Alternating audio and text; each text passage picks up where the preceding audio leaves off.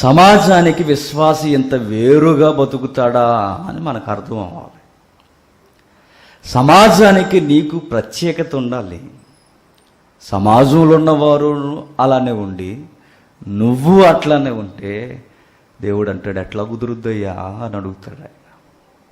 మీరు గమనించండి, కొందరు తల్లులు ఫోన్ చేస్తున్నప్పుడు చాలా రోదనతో ఫోన్ చేస్తూ ఉంటారు. ఏమనంటే, వయసులో ఉండగానే మా ఆయన మమ్మల్ని వదిలేశాడయ్యా, మా కొరకు ప్రార్థన చేయండి అని. పిల్లలు లేరు, కట్టుకున్నవాడు మా దగ్గర లేడు, ఇప్పుడు ఏం చేయాలో తెలియక ఉక్కిరిబిక్కిరి అయిపోతున్నామని విదేశాలకు పోయి వారి రోదన అంతా ఇంతగా. ఇది కొంతమంది.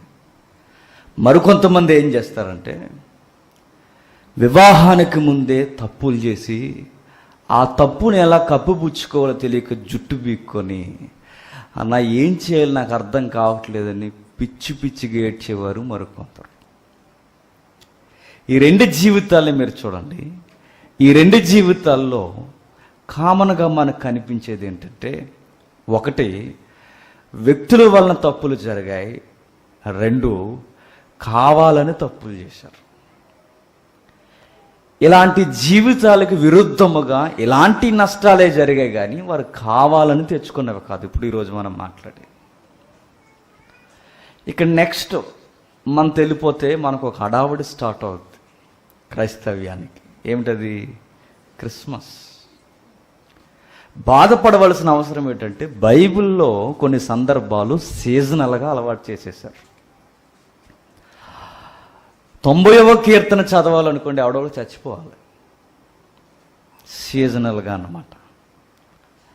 ఎఫెసీ పత్రిక 5వ అధ్యాయం కానీ, కొలస్సీ పత్రిక చివరి అధ్యాయాలు కానీ చదవాలంటే కర్మగాలిపోయి ఆవిడ కొడుకు పెళ్ళి అయిపోవాలి.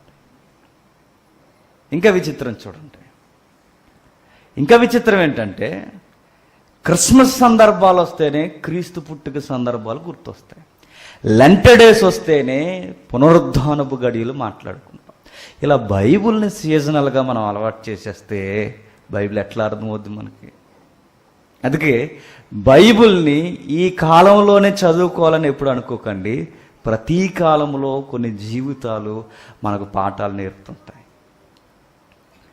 అయితే ప్రేమ కలిగిన దేవుడు వీరి జీవితాల్ని, యవన జీవితాల్ని ఎందుకు ఎట్లా అప్పగించాడంటే, నిజముగా యవనస్తులైన మన జీవితాన్ని సవాల్ చేస్తుంటారు. వాళ్ళు చాలా ఊహలతో బతుకుతుంది ఒక అమ్మాయి. బాగా వినండి, ఎన్నో ఊహలతో బతికేస్తుంది.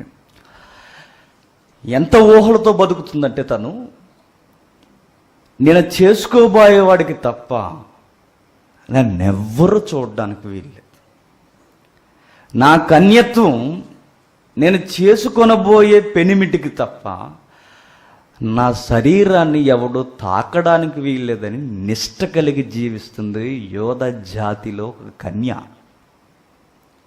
ఎంత నిష్ట కలిగిందంటే తల్లి, ఇజ్రాయేల్ దేశంలో దేవుని కనుదృష్టికి ఆ కూతురు తప్ప ఎవరు కనబడలేదట. యవనస్తులైన సహోదరిమణులు జాగ్రత్తగా వినాలి. ఈరోజు దిక్కుమాలిన ఫ్యాషన్ అయిపోయింది లవ్లు చేయడం. ఈరోజు ఎంత దిక్కుమాలిన గొడ్డు పరిస్థితి అంటే, వివాహానికి ముందే భర్తల్ని సెలక్షన్ చేసుకోవడం నేను అంటాను, అది పాతాళ మార్గానికి సెలక్షన్ అంటాను. మీరు నిష్ట కలిగి దేవుని కొరకు బ్రతకడానికి ప్రయత్నం చేయండి, మీకు కరెక్ట్ పార్ట్నర్ని దేవుడు సెట్ చేస్తాడు. మీరు నమ్మాలి దేవుణ్ణి. మీరు నమ్మలేని ఒక వాక్యం ఏంటంటే, ఇప్పటికీ విశ్వాసులకి పరలోకంలో పెళ్ళిళ్ళు నిర్ణయింపబడతాయి. నమ్మిన వారు ధన్యులు. లేదండి మా సెలక్షన్ మేమే తీసుకుంటామని చెప్పి మీరే వివాహానికి ముందు ఎవరో గాలికి తిరుగుతున్నవాడిని ఏమంటారు, గాలిపిగా నువ్వు సెలెక్ట్ చేసుకున్నావు అనుకో, నీ జీవితం ఈదురుగాలే. గుర్తుపెట్టుకో, సుఖముండదు జీవితానికి. ఒకడొక అమ్మాయిని లవ్ చేశాడట. ఎన్టీ రామారావు గారు చెప్పిన జోక్ ఇది బాగుంటుంది. ఒక అమ్మాయిని లవ్ చేస్తే, వాళ్ళు లవ్ చేసిన తర్వాత గుర్తుపెట్టుకోండి, ప్రేమించిన తర్వాత వాళ్ళ డాడీకి చెప్పాడట, ఇదిగో తండ్రి గారు నేను ఒక అమ్మాయిని ప్రేమించాను అన్నాడు. ఎవర్రా అమ్మాయి అన్నాడు. అదిగో ఆ పొల్లమ్మ అని చెప్పాడు. ఆవిడ పేరు పుల్లమ్మ. కామెడీకి పుల్లమ్మ బ్లడీ ఇడియట్ అన్నాడట వాళ్ళ నాన్న. మై డియర్ ఫాదర్, మీరు అలా నన్ను డిగ్రేడ్ చేసి మాట్లాడకండి. నేను నిజముగా చెప్తున్నాను, ప్రాణానికి ప్రాణము కన్నా ఎక్కువగా ఆ పిల్లని నేను ప్రేమించాను. వాళ్ళ ఫాదర్ అంటున్నాడు, రే నేనెవరో తెలుసా? ఈ ఊర్లో పేరు ప్రఖ్యాతులు కలిగిన పెద్ద మనిషిని, ఈ ఊర్లో నేను స్థితిగతులు కలిగిన పెద్ద మనిషిని. నువ్వేంట్రా ఇలాంటి పని చేసావు? మన స్థాయికి తగిన పని చేయలేదు. నువ్వు చేస్తున్న పనులు ఎంత దరిద్రముగా ఉన్నాయంటే ఇంటి పేరు చెడగొట్టడమే కాదు, మరి నీ భవిష్యత్తును కూడా తారుమారు చేసుకునే ఇలాంటి పుల్లమ్మను సెలెక్ట్ చేసుకున్నావు ఏట్రా అని అడిగాడు వాళ్ళ నాన్న. అప్పుడు వాళ్ళ నాన్న అడుగుతుంటే వాళ్ళ నాన్న వైపు ధీటుగా చూస్తూ, ఫాదర్ నా లవ్ని మీరు కించపరచకండి అన్నాడు. వాళ్ళ నాన్న సీరియస్గా, చి ఈ రోజు నుంచి నువ్వు నా కొడుకువి కాదు, నేను నీకు తండ్రిని కాదన్నాడట. వెంటనే వాడు అన్నాడు వాళ్ళ నాన్నే, దుర్మార్గుడా, ఇన్ని రోజులు మా నాన్న అనుకుని నమ్మేసి నిన్ను నాన్న నాన్న అని పిలుస్తున్నాను అంటే నాకు ఒరిజినల్ నాన్న కాదు నువ్వు, మా అమ్మ ఒరిజినల్ కదా అని రోడ్లంటే అరుచుకుంటా పోతున్నాడట. మా నాన్న ఎవరు, మా అమ్మ ఎవరు? ఒరే దరిద్రుడు, నా ఉద్దేశం అది కాదురా. నా ఉద్దేశం ఏంటంటే ఈ రోజు నుంచి నీకు తండ్రిని కాదు నువ్వు చేసిన పనికి నేనంటే మొత్తానికే ఎసరెడుతున్నావు నువ్వు. ఇది లవ్వు. ప్రేమలో ఉన్నవాడికి గుడ్డి అనడం మామూలు గుడ్డి కాదట. వాళ్ళ నాన్న బాధ కూడా వీడికి అర్థం అవ్వక ఏం చేస్తున్నాడు చూడండి. వాళ్ళ నాయన బాధ అర్థం అవ్వక ఏమంటున్నాడు, నువ్వు నాన్నవు కదా నాకు అంటున్నాడట. మా నాన్న ఎవరు, మా అమ్మ ఎవరు అని అడుగుతున్నాడు. చూసారా, ప్రేమలో ఉన్నవారు గుడ్డివారే కాదు, అసలు కళ్ళు లేనోళ్ళు. కాబట్టి ఇలాంటి లవ్ స్టోరీస్ ఎన్ని ఉన్నాయి, ఎన్ని లేవు చెప్పండి. వివాహానికి ముందే జతల కట్టడం బైబిల్ విశ్వాసులుగా మనకు తగదు. దేవుడు ఇస్తాడు, వెయిట్ అండ్ సీ. ఆయన ఇస్తే గిఫ్ట్ అదిరిపోతుంది. మనం గిఫ్ట్ తెచ్చుకుంటే ప్యాకింగే బాగుంటుంది, లోపల ఏముండదన్న సంగతి తర్వాత అర్థమవుతుంది. అలాంటి గొడ్డు పరిస్థితులకు మనం పోకుండా ఉండాలి అంటే విశ్వాసం కలిగి జీవిస్తూ ఉండాలి. అలా విశ్వాసం కలిగి కేవలం దేవుని తలంపులతోనే నిండిపోయిన ఇజ్రాయేల్ కంట్రీలో ఒక వర్జిన్ ఉందట. ఆ తల్లిని దేవుడు ఫోకస్ చేశాడు. ఎవ్వరికి ఇవ్వలేని విచిత్రమైన మినిస్ట్రీ ఆమె గర్భంలో పెడుతున్నాడు. ఎవరో మీకు ఐడియా వచ్చి ఉండాలి. మేరీ, క్షమించండి, మరియా. ఆమె ఎంత గొప్ప స్త్రీ అంటే లెక్కలేస్తే సుమారుగా కన్య అన్న పదం జుడాయిజంలో ఏ ఏజ్కి స్టాండింగ్ ఇస్తారంటే 18 years. ఎంత? కేవలం 18 ఏళ్ళకి 17 ఏళ్ళకి ఇచ్చే వయసు. అంటే మరి వయసు ఎంత అయ్యా అంటే మరియ గారి వయసు 18 ఏళ్ళ అమ్మాయికి ఎంత బరువు అయిన కాదా? చూసారా, దేవుడు ఏం ప్రాజెక్ట్ ఇస్తున్నాడు ఆ తల్లి కంటే? ఏం ప్రాజెక్ట్ ఇవ్వడం ఏంటి? నిశ్చితార్థమైన నీకు తల్లి, నీకు కొడుకు పుట్టబోతున్నాడు.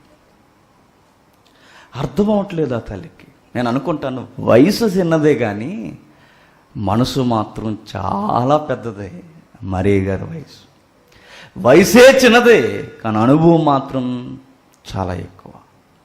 నేను అనుకుంటాను ఆమె తప్పు చేయలేదు అనడానికి చరిత్ర సాక్ష్యం ఉందా అంటే ఎస్. చాలామంది మరియ గారి క్యారెక్టర్ని పాయింట్అవుట్ చేస్తారు.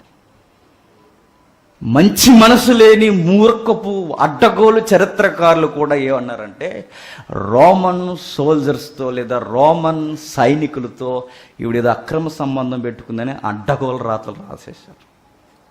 కానీ గుర్తుపెట్టుకోండి, ఒకవేళ ఈ తల్లి అలాంటి అక్రమ సంబంధమే పెట్టుకుంటే యూదులు మంచివారా చెప్పండి. ఒకరోజు యేసుక్రీస్తు ముంగిటికి ఒక కేస్ స్టడీని తీసుకొచ్చారు, మీకు గుర్తుందో లేదో. వ్యభిచారము చేయుచుండగా పట్టబడిన ఒక స్త్రీ అన్నారు. మీకు ఆ పాయింట్ మీకు గుర్తుందో లేదో. వ్యభిచారము చేయుచుండగా పట్టబడిన స్త్రీ అంటే ఆవిడ వ్యభిచార వృత్తిలో బతుకుతున్న స్త్రీ కాదు. మరలా వ్యభిచారము చేయుచుండగా పట్టబడిన స్త్రీ అంటే వ్యభిచారములో బ్రతుకుతున్న స్త్రీ కాదు. వ్యభిచారం అనేది ఏంటంటారు?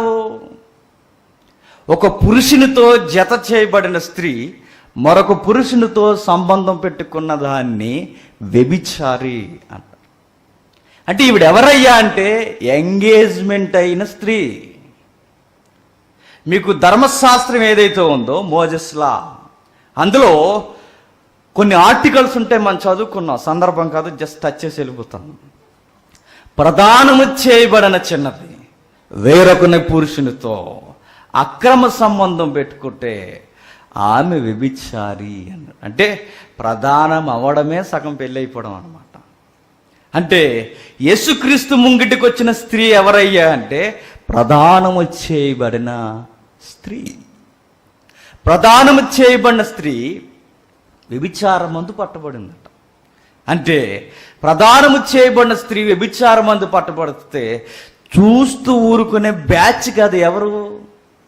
పరిసయ్యుల శాస్త్రులు. వాళ్ళు ఊరుకున్న ధర్మశాస్త్రం ఊరుకోదు. వాళ్ళని ఏం చేయమని చెప్పిందో తెలుసా? తగిన తీర్పు తీర్చమంది, మూల్యం కట్టమని చెప్పింది. అయినా వారు ఘోరాతి ఘోరమైన పాపం చేసి బొంకితే ఆ చెడుతనం తొలగిపోయేలా రాళ్ళిచ్చి కొట్టి చంపేమని. అది సీన్ అక్కడ. అందుకే రాళ్ళు ఎత్తారు. మీరు ద్వితీయోపదేశ కాండలు ఉంటుంది, అంతా మీరు చదువుకోండి. అందుకు రాళ్ళు ఎత్తారంటే వివాహమైన స్త్రీ పరాయి పురుషులతో వ్యభిచార సంబంధమైన కార్యక్రమాలు జరిగిస్తే బతకనివ్వరు. ఇప్పటికీ మీరు గమనించండి, బహిరంగముగా ఇలాంటివి చేయడానికి ఆ దేశాలు భయపడతాయి. దాన్ని ఆనుకొని ఉన్న పరిసర ప్రాంతాల్లో అరబ్బులో అడగండి, ఇలాంటివి జరిగితే బహిరంగ ఊరే. జరగకూడదు అలాంటివి. ఏవో నీడన జరిగే దరిద్రులు జరిగించే వాళ్ళు ఉంటారు, కానీ బహిరంగముగా ఈ కార్యక్రమాలు చేస్తూ జర్జాగా బతికే పరిస్థితి చరిత్ర లేదు. ఇప్పుడు మీకు అర్థం కావాలి, మరియే గనక తప్పు చేస్తే రోజు రోజుకి ఆకారం బయటకు కనబడుతున్నప్పుడు చూస్తూ వదిలేస్తారా? ఆ తల్లిని ఒక్కడు కూడా ఏలెత్తి చూపించలేకపోయారంటే సమకాలీన వ్యక్తులు ఆ తల్లి జీవితం ఎంత నిష్ట కలిగిన జీవితం అంచనా వేసుకోండి. పరిసయ్యులు శాస్త్రులు పెద్ద మనుషులు కూడా అమ్మాయిని పాయింట్ అవుట్ చేయలేకపోతున్నారంటే మీకు అర్థం కావాల్సింది ఏంటో తెలుసా? ఆ అమ్మాయిని పాయింట్ అవుట్ చేయడానికి సాక్ష్యాలు గుసగుసలు ఉండుంటాయి, ఏవో మాట్లాడుకుని ఉంటారు, కానీ తప్పు చేసిందనడానికి ఆధారం లేదు. అలా మెల్లగా బతుకుతుందట. చిన్న వయసులోనే ఏమైందయ్యా అంటే చిన్న వయసులోనే ఆమె గర్భం దాలుస్తుంది. పరిశుద్ధాత్మ దేవుడు వచ్చి మాట్లాడే ముందు వార్త వచ్చింది. ఎక్కడి నుండి? దేవదూత తీసుకొచ్చింది, పరము నుండి. తెలిసిన సందర్భాలే, తెలియాల్సిన ఒత్తిడి చాలా ఉంది. నేను అనుకుంటాను క్రిస్మస్ అనేది ఏదైతే ఉందో, క్రీస్తును ఆరాధించే ఆ వాతావరణం ఏదైతే ఉందో, ఈ క్రిస్మస్ అనే పదం రావాలి అంటే ఇద్దరు యవనస్తుల జీవితాల త్యాగ ఫలం క్రిస్మస్. గుర్తుపెట్టుకోండి. ఎవరయ్యా ఇద్దరు యవనస్తులు అంటే, ఒకటి మరియా, రెండు యోసేపు. మరియకున్న అవమానం ఏంటంటే పెళ్లికి ముందే గర్భం దాల్చిన అవమానం. యోసేపుకున్న అవమానం ఏంటంటే, త్యాగం ఏంటంటే గర్భవతి అయిన దాన్ని చేసుకోవడం అవమానం. ఇద్దరు యవనస్తులు చూడండి, వారి జీవితాన్ని త్యాగం చేసి క్రీస్తుని లోకానికి అంకితం చేయడానికి వాళ్ళు చేస్తున్న త్యాగాలు మనం ఎంత మాట్లాడుకున్నా తక్కువే. పెళ్ళికి ముందే తప్పులు చేసే మనలాంటి జీవితాలకి ఏం అర్థమవుతాయి ఆ త్యాగ జీవితాలు? పెళ్ళికి ముందే వంకర సూపులు చూసే మనకేం తెలిస్తే ఆ త్యాగ జీవితాలంటే? పెళ్ళికి ముందే పరాయి స్త్రీలతో పరాయి పురుషులతో మాట్లాడే దౌర్భాగ్యపు బతుకులు కలిగిన మనకేం అర్థమవుతాయి వీరి జీవితాలు? ఎంత నిష్ట కలిగిన జీవితాలు అంటే గుర్తుపెట్టుకోండి, తప్పు జరగడానికి వీళ్ళు నేను చేసుకోబోయే భార్యను తప్ప పరాయి స్త్రీని నేను టచ్ చేయనని కంకణం కట్టుకున్న వ్యక్తి జోసఫ్. నేను చేసుకోబోయే పెనిమిటికి తప్ప వేరొకడికి నా శరీరం మీద కానీ నా శ్వాస కూడా వాడికి తగలడానికి వీల్లేదని నిష్ట కలిగిన జీవితం మరి అది. యంగ్స్టర్స్ అందరూ దీన్ని అబ్జర్వ్ చేయాలి. తప్పు చేయడం చాలా ఈజీ. నిష్ట కలిగి బతకాలంటేనే హీరోయిజం ఉండాలి. తప్పు చేయడం దరిద్రం. అది తప్పు చేయకుండా ఉండాలంటే నిష్ట కలిగి జీవించాలి. దగ్గర ఉంటే తప్పు చేసే అవకాశాలు కానీ చేయకూడదు. గుర్తుపెట్టుకోండి, మరే జీవితం కానీ యేసేపు జీవితం కానీ ఒక వృద్ధాప్యంలోకి జారిపోయిన విధవరాలైన కన్య జీవితం కానీ ఈరోజు చూస్తే మనకు చాలా ఒత్తిడి తీసుకొస్తుంది మన జీవితంలో. చూద్దాం, మరియ మాట్లాడుతుంది దేవదూతతో. ఏమని మాట్లాడుతుందో ఒకసారి చూడండి. మరియ మాట్లాడుతున్నప్పుడు లూకాసు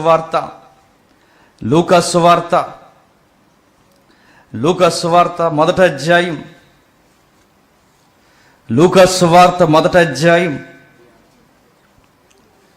34-33 వచనం. ఆయన యాకోబు వంశస్థులను యుగయుగములు ఏలును, ఆయన రాజ్యము అంతము లేనిదై ఉండునని ఆమెతో చెప్పను. అందుకు మరియా, నేను పురుషుని ఎరుగని దానినే, ఇది ఎలాగూ జరుగునని దూతతో అనగా, దూత పరిశుద్ధాత్మ నీ మీదకి వచ్చను, సర్వోన్నతుని శక్తి నిన్ను కమ్ముకొనును గనుక పుట్టబోవు శిశువు పరిశుద్ధుడై దేవుని కుమారుడు అనబడును. బాగా వినండి, సందర్భాలు మనకు తెలుసు. దేవుడు మెస్సయ్య రాబోతున్నాడు. మెస్సయ్యని ఈ భూమి మీద, కుమారుని భూమి మీద పంపడానికి ఇజ్రాయేల్ దేశమంతా పరము నుండి చూశాడట. దేశమంతా పరము నుండి దేవుడు చూసేసరికి తలుక్కుమని మెరిసింది ఒకే ఒక్క కన్య. ఈవిడే ఎందుకు కనబడిందంటే మిగిలిన వారు కన్యలే, ఊహలు బాగునుండో. కన్య అనగానే దేహమే కాదు, గుర్తుపెట్టుకోండి, మనసు కూడా పవిత్రంగా ఉండాలి. వ్యభిచారాన్ని, కామత్వాన్ని బైబిల్ ఎక్కడి నుండి లెక్కలు వేస్తుందంటే చూపుల్లో, మనసుల్లో కూడా లెక్కలు వేస్తుంది. అంటే దేవుని దృష్టికి బాహ్యంగా చాలా మంది కన్యలు ఉన్నారు, వాళ్ళెవ్వరూ ఊహల్లో నాకు తెలిసి పవిత్రంగా కనబడి ఉండరు. ఈ తల్లి ఎందుకు కనబడుతుందంటే ఈ తల్లి ఊహల్లో కూడా తప్పు చేయట్లేదు. చూడండి, ఆమె ఎంత వయసులో చిన్నదైనా ఆమె పవిత్రతలో చాలా పెద్ద పీట వేసుకుంది. నన్ను అడిగితే గొప్ప జీవితాలు ఎవరివయ్యా అంటే అన్నీ వదిలేసి క్రైస్తవ్యంలో ఒంటరిగా బతుకుతుంటారు చూసారా. కొంతమంది తల్లులు ఉన్నారు, పేర్లు చెప్పకూడదు. వాళ్ళకి సరి అయిన పురుషులు సమాజంలో లేరని వివాహం చేసుకోకుండా ఇప్పటికి 50 సంవత్సరాలు బతుకుతున్నారు తెలుసా. నాకు తెలిసిన వారు ఉన్నారు. ఎందుకంటే ఎవడు చూసినా మంచి ఆలోచనలు, ఎవడికి మంచి ఆలోచనలు, ఎవడికి మంచి కార్యాలు లేవు. వీడిని నమ్ముకొని బతికే కన్నా దేవుణ్ణి నమ్ముకొని స్థుతులు కలిగి బతకడం మంచిదని వివాహాలు మానేశారు. ఎందరో నన్స్లేరే చెప్పండి, 12 ఏళ్ళకే నిబంధన చేసుకుంటారు. మనకు నన్సును చూస్తే ముసిముసి నవ్వులు వచ్చేస్తే మన మీద పెద్ద ఏంటది పండిత వర్గం, పండిత పుత్రులాగా. నన్సును చూడండి, చాలా మందిని చిన్న వయసులో, అందులో తెల్ల మదర్ తెరీసా చిన్న వయసులో జీవితానికి నిబంధన చేసుకుంటారట. ఆస్ట్రేలియాలో కానీ అమెరికాలో కానీ చాలామంది నన్స్గా ఎలా వస్తారు చెప్పనా, మా కన్యత్వం ప్రభువుకు అంకితం. అంతకుముందు వాళ్ళు చేసే నిబంధన చూడండి, ఒకవేళ వివాహం చేసుకుంటే మా పురుషునికి అంకితం, లేదా వివాహం కాకపోతే నా కన్యత్వం ప్రభువుకే మహిమార్థం అని నిబంధన చేసుకుంటారు. అలాంటి లిస్టుకి ముందడుగులో ఉండే తల్లి ఎవరయ్యా అంటే మరియా. ఈ మరియ గారిని చూడండి, పరిశుద్ధాత్మునికి ముందు దేవదూత వచ్చి మాట్లాడుతుందట. ఇదిగో నువ్వు గర్భవతి అవుతావు తల్లి, నీకు శుభము అన్న. ఈ శుభము నీకే కాదు, యావత్తు మానవాళికి కూడా శుభము కలుగుగాక అన్న. అర్థమయ్యే లోపే దేవదూత చెప్తుంది ఏమనంటే, ఏమని మాట్లాడుతుంది దేవదూత అంటే, ఇదిగో నీ మీదకి పరిశుద్ధాత్ముడు వస్తాడు. నీ మీదకి పరిశుద్ధాత్ముడు వచ్చి కమ్ముకుంటాడు, నువ్వు గర్భం దాలుస్తావు. కామాంతపు ఆలోచన కలిగిన దరిద్రులు కొంతమందికి వక్రీకరించారు ఈ వచనాన్ని. నేను అనకూడదు, కానీ అర్థం కావడానికి ఆ పదం ఉపయోగించగా తప్పట్లేదు. యేసుక్రీస్తు వారికి తండ్రి ఎవరని ఉటంకిస్తున్నారు దరిద్రులు? చూసినా, వీళ్ళకి ఈ ఆలోచన తప్ప ఇంకేమీ రావు. 60 కేజీలు మట్టి తీసి లీటర్ల నీళ్లు తీసి మనిషినే చేసిన మహానుభావుడు దేవుడు. మట్టి నుండే ఆకారాన్ని డిజైన్ చేసిన వాడు మాంసం నుండి మరొక మాంసపు ఆకారాన్ని డిజైన్ చేయడానికి సెక్సువల్ అఫైర్స్ అవసరమా? నీ దరిద్రపు ఆలోచనలకు అవసరమేమో కానీ దేవునికి అవసరం లేదు. మట్టి నుండే మనిషిని తీసిన వాడు మాంసపు ముద్ద నుండి మరొక ఆకారాన్ని తీయగలడు. కానీ వీళ్ళకి అర్థం కాని వచనాలు ఏంటంటే, పరిశుద్ధాత్మ నీ మీదకి వచ్చిందనగానే లేడీ అయిపోయింది కనుక అక్కడ వీళ్ళ ఆలోచనలు బాలా. నీ మీదకి వచ్చిందన్న మాట లేడీకే కాదు, పురుషులకు కూడా ఉపయోగించాడు దేవుడు. చదవలా? అపోస్తుల కార్యాలు కానీ సువార్తలు కానీ మనం చదువుతున్నప్పుడు పరిశుద్ధాత్మ మీ మీదకి వచ్చును, అప్పటి వరకు పట్టణములో కనిపెట్టుకుంటుడి 1:8 అపోస్తులు. నీ మీదకి వచ్చును, మీ మీదకి వచ్చును. ఇక్కడ లేడీస్ ఉంటే నువ్వు ఎలాగ ఆలోచిస్తాయేమో. మరేకి ఎలాంటి పదం ఉపయోగించాడో దేవుడు, అపోస్తులు కూడా అదే పదం ఉపయోగించాడు. మీరు ఇంటికి వెళ్ళిన తర్వాత చదువుకుని టైం తక్కువ ఉంది.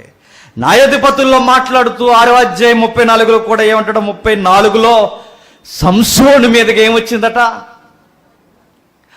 ఆత్మ వచ్చిందట. మీరు ఇంటికి వెళ్ళిన తర్వాత చదువుకోండి. 1 సమూయేలు గ్రంథం 10:6లో ఆత్మ వారి మీదకి దిగెను.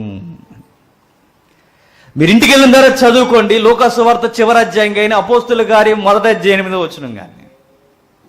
నీ మీదకి వచ్చినంటే ఆత్మకున్న ప్రభావం ఏంటంటే అసాధ్యమైన కార్యాలు సుసాధ్యము చేస్తాడు. ఆత్మ ఇంకా ఎక్కడికి వచ్చింది అంటే గుర్తుపెట్టుకోండి, అగాధ జలముల మీదకి వచ్చి అగాధ జలములను కమ్ముకొని చీకటిని వెలుగును వేరు చేసి ఈరోజు సృష్టి అనే దానికి ఒక రూపాన్ని ఇచ్చింది. ఎవరు? పరిశుద్ధాత్ముడు. అక్కడ నీవు ఆలోచించే ఆలోచన అక్కడ కుదురుద్దా? ఎక్కడ? సృష్టి ప్రారంభంలో లేదే. అక్కడ రాని ఆలోచనలు ఇక్కడెందుకు వస్తున్నాయి అనగానే ఏదో ఊహించుకున్నా అంటే మనిషికి లేదా శాస్త్రీయతకి అర్థమైంది ఏంటంటే స్త్రీ పురుషుల కలయిక శుక్రకణం ఉంటేనే అన్న భాషలో మాట్లాడేసుకొని ఖచ్చితంగా ఏదో జరిగి ఉంటుందని తప్పుగా ఆలోచిస్తారు. మరియా పవిత్రమైన తల్లి. మనం రోమన్ క్యాథలిక్ కాదు, కానీ ఒప్పుకొనక తప్పదు. ఆ తల్లి చాలా గొప్పది, చాలా గొప్పది. పరమసుతుడినే దేవసుతుడినే గర్భాన్ని మోయడానికి ఆ స్థలం ఆ తల్లి యొక్క దేహం అవసరమైందంటే ఆమె క్యారెక్టర్ ఏంటో చూడండి. ఆమె గర్భం దాల్చడానికి ముందు పరిస్థితులు ఎలా ఉన్నాయో తెలుసా? ప్రవక్తల ప్రవచనాలు పరంపర కొనసాగుతుంది, రాబోతున్నాడు మెస్సయ్య అని. దేవదూతల్లో పరలోకమందు దేవదూతలు ఎదురు చూపులు చూస్తున్నాయి. ప్రకృతి ఎంత సంతోష గానముతో ఎదురు చూస్తుంది, దేవసుతుడు రాబోతున్నాడని. ప్రవక్తల ప్రవచనాలు, పరలోకపు దూతల యొక్క ఎదురు చూపులు, ప్రకృతిలో విచిత్ర కదలికలు, నక్షత్రం, ఇలా రకరకాల కదలికలతో ప్రకృతి అంతా ఎదురు చూస్తున్నప్పుడు మరియని ఎంపిక చేసుకున్నాడట దేవుడు. తల్లి, నీ ద్వారా నా కుమారుడు భూమి మీదకి రాబోతున్నాడు అని అప్పుడు అడుగుతుంది. మనకు తెలిసిన శాస్త్రీయతే చిన్న వయసులో ఆ తల్లికి కూడా తెలిసింది. నేను పురుషుణ్ణి ఎరగని దానిని ఇది ఎట్లా జరుగుద్ది అని అడిగింది. ఎంత మృదువుగా మాట్లాడిందో చూడండి. నాకు అర్థం కావట్లేదు ఈ దేవుని యొక్క ఆలోచన అర్థం చేసుకోవడం అని అడిగింది ఆ టీనేజ్ అమ్మాయి. నేను అనుకుంటున్నాను ఇదే ప్రశ్న జకర్యా కూడా అడిగాడు. మీకు గుర్తుందో లేదో? ఈ అధ్యాయంలోనే ఎన్ని జీవితాలు కనబడతాయి చూడండి. జకర్యా ఏమని అడిగాడంటే ఇది ఎలా కుదురుద్ది అని అడిగాడు. ఏది? వృద్ధురాలైన నా భార్య కనడం ఏంటి, వృద్ధుడైపోయిన నేను ముసలితనం ముందు నేను బిడ్డని కనడం ఏంటి అనగానే ఏం జరిగిందయ్యా అనగానే ఒకసారి అధ్యాయం చూడండి. మొదటి అధ్యాయం లూకాసు సువార్త 18వ వచనం నుండి. జకర్య, ఇది ఎలాగూ తెలియను, నేను ముసలివాడును, నా భార్య బహుకాలము గడిచినదని ఆ దూతతో చెప్పగా. చూడండి, మరియా ఎలాంటి ఆలోచనలు అడుగుతుందో, క్షమించండి, మరియా గారు ఎలాంటి ఆలోచనలు అడుగుతున్నారో జకర్యా గారు కూడా అలాంటి ఆలోచనలను అడుగుతున్నారు. మరియా గారు ఏమని అడిగారు? పురుషుని లేనిదే గర్భం దాల్చడం అనేది ఎప్పటి వరకు నేను వెళ్ళా, చరిత్రలో జరగలేదు, జరగదు కూడా. అసలు చరిత్ర ముందు కానీ చరిత్ర తర్వాత కానీ జరగని ఈ కార్యం నాకు అర్థం అవట్లా అన్నది. ఇదే ప్రశ్న ఎవరు అడిగారయ్య అంటే జకర్య అడిగాడు. ముసలివాడై నా భార్య బహుకాలము గడిచినది, ఆ దూతతో చెప్పగా, దూత, నేను దేవుని సముఖమందు నిలిచిన గాబ్రియేలును. ఏంటట? దేవుని సముఖమందు నిలబడిన గాబ్రియేలు. మరలా గుర్తుపెట్టుకోండి, 1 year అయిపోయింది ఈ పాయింట్ చెప్పి. గాబ్రియేలు ఎక్కడ నిలబడింది? దేవుని సముఖమందు కుడిపార్శ్వమున నిలబడి. ఎప్పుడు? కుడిపార్శ్వమున. దేవుని సన్నదనగానే దేవుని మందసం. దేవుని మందసానికి లేదా దేవుని సన్నిధికి దేవాలయంలో కుడిపార్శ్వం నిలబడిందట. మీకు అర్థమవుతుందా? ఈ భూమి మీద ఉన్న పొజిషన్ ఏదైతే ఉందో పరమందు కూడా అవే పొజిషన్స్ ఆ దూతలకి. గాబ్రియేలు పరలోకంలో ఎక్కడుంటాడయ్య అంటే కుడి పక్క నిలబడతాడు. అంటే రైట్ హ్యాండ్ లాంటాడు అనమాట. ఎవరు? గాబ్రియేలు. చిత్తం ప్రభువా, ఈ వార్త వేగురమగే తీసుకెళ్లాలన్న స్పెషల్ కేసెస్ కన్నింటికి మధ్యవర్తి ఎవరయ్యా అంటే గాబ్రియేలే. మీరు కావాలి చూడండి, అస్తమాలు కనిపించడు ఆయన. స్పెషల్ కేసులు ఉంటాయి కొన్ని. దానియేలుతో మీట్ అయినప్పుడు కానీ, మరియ గారితో అయినప్పుడు కానీ, అంటే చూడండి, ఈయన క్యారెక్టర్ అంత ప్రత్యేకమైనది. అలాంటి ప్రత్యేకమైన దేవదూత వస్తే ఈయన క్వశ్చన్స్ అడుగుతున్నాడు. ఎవరు? జకర్య గారు. ఏమని అడుగుతున్నాడంటే, ఇది ఎలా సాధ్యం, నాకు అర్థం అవట్లా అన్నట్టు. గమనించండి, అర్థం అవట్లేదా? అర్థమయ్యేలా చేయమంటావా అన్నాడు. ఎవరు? జకర్యతో దూత గాబ్రియేలు. నీకు బాగా బోధన అవుద్ది జకర్య, నీ కొడుకు పుట్టేంత వరకు నీకు నోటి మాట రాదని పనిష్మెంట్ ఇచ్చాడు. గుర్తుపెట్టుకో. అక్కడ ఒక మాట ఉంది చూడండి, 20వ వచనంలో, నా మాటలు వాటి కాలమందు నెరవేరును, నీవు వాటిని నమ్మలేదు గనుక అన్నాడు. చూడండి, నమ్మలేదు గనక ఏం జరిగింది అంటే, నమ్మలేదు గనక పనిష్మెంట్ వచ్చింది. ఇప్పుడు నేను అడుగుతున్నాను, నమ్మకపోతే పనిష్మెంట్ రావడం జకర్యకి న్యాయమైతే మరి మరియ గారికి ఎందుకు పనిష్మెంట్ రాలేదు? ఈయన అడిగిన ప్రశ్నే ఆవిడ అడిగింది. ఎవరు? మరియ గారు. ఈయనకెందుకు పనిష్మెంట్ వచ్చింది, ఆవిడకి ఎందుకు రాలేదంటే గుర్తుపెట్టుకోండి, ఈయన అడగకూడదు ఆ ప్రశ్న. నీకు జరిగే కార్యం ఏదైతే ఉందో జకర్య, చరిత్రలో నీకు ముందు జరిగింది. ఎవరికి? అబ్రహాం గారికి, శారమ్మ గారికి. సేమ్ నీలాంటి కేసే. ధర్మశాస్త్రమును దివారాత్రులు ధ్యానించే నువ్వు, యువత సమాజానికి నాయకుడిగా వ్యవహరించే నువ్వు, ఇంత వయసు గడించిన నీవు, దేవుని యొక్క కార్యములు చరిత్రలో నీకన్నా ముందే జరిగిన చూసి నువ్వు ఈ మాట నువ్వు అడగొచ్చా? అందుకే నీకు పనిష్మెంట్ ఏంటి చెప్పనా? నోటి మాట రాదన్నాడు. చూసారా? మరియకి ఎందుకు పనిష్మెంట్ రాలేదంటే ఆ పాప వయసు చిన్నది. ఇద్దరిని కొలవండి ఒకసారి. ఈయన సీనియర్ సిటిజన్. ఎవరు? జకర్య గారు. ఈ తల్లి వయసు ఎంత? లేత వయసు. గుర్తుపెట్టుకోండి, ఈవిడికి ప్రవచనాల యొక్క పట్టుందా లేదా తర్వాత విషయం. ఈయన ఒక నాయకుడు, ఈవిడ ఒక సామాన్యమైన కన్య. ఇంకా గుర్తుపెట్టుకోండి, ఎక్కువగా ఇచ్చిన వాడి దగ్గరే ఎక్కువగా దేవుడు ఆశిస్తాడట. ఇప్పుడు ఈ లిస్టులోకి ఫస్ట్ కేసులో ఎవరు ఉంటారు? జకరయ్య ఉంటాడు. ఆ తల్లిని ఎందుకు పనిష్మెంట్ చేయలేదంటే దేవుడు, అంత వయసు లేదు, అంత నాయకత్వం లేదు, అందుకే అర్థమయ్యేలా చెప్పాడు. దేవుడు ఎవరికి మొట్టికాయలు ఎక్కువ వేస్తాడు చెప్పనా? ఇంక అర్థమైపోవాలి మీరు. తెలిసి తెలిసి చేసినోడికి మామూలుగా ఉండదు బెడద, గుర్తుపెట్టుకోండి. తెలియని వారు ఏదో జరిగితే తెలియని వాటికి క్షమాపణ ఉంటుంది. తెలిసి తెలిసి పండిపోయి వినేసి గోడలు అరగొట్టేసి సంఘంలో సీనియర్లు అయిపోయి ఇంటికి పోయి దిక్కుమాలి పనులు మనం చేసామనుకోండి, ఏంటవి ఇంకా చాలా ఉంటాయి బ్రాకెట్లో, అవన్నీ మనం చేసామనుకోండి, ఏమవుతుంది?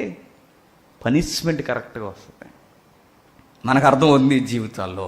ఆ తల్లి అడుగుతుంది, ఇది ఎట్లా జరుగుతుంది నాకు అర్థం కావట్లేదు అని. జరుగుద్దమ్మా, నీకు అర్థం అవుతుంది, కానీ పరిశుద్ధాత్ముడు వచ్చి కార్యము జరిగిస్తాడు.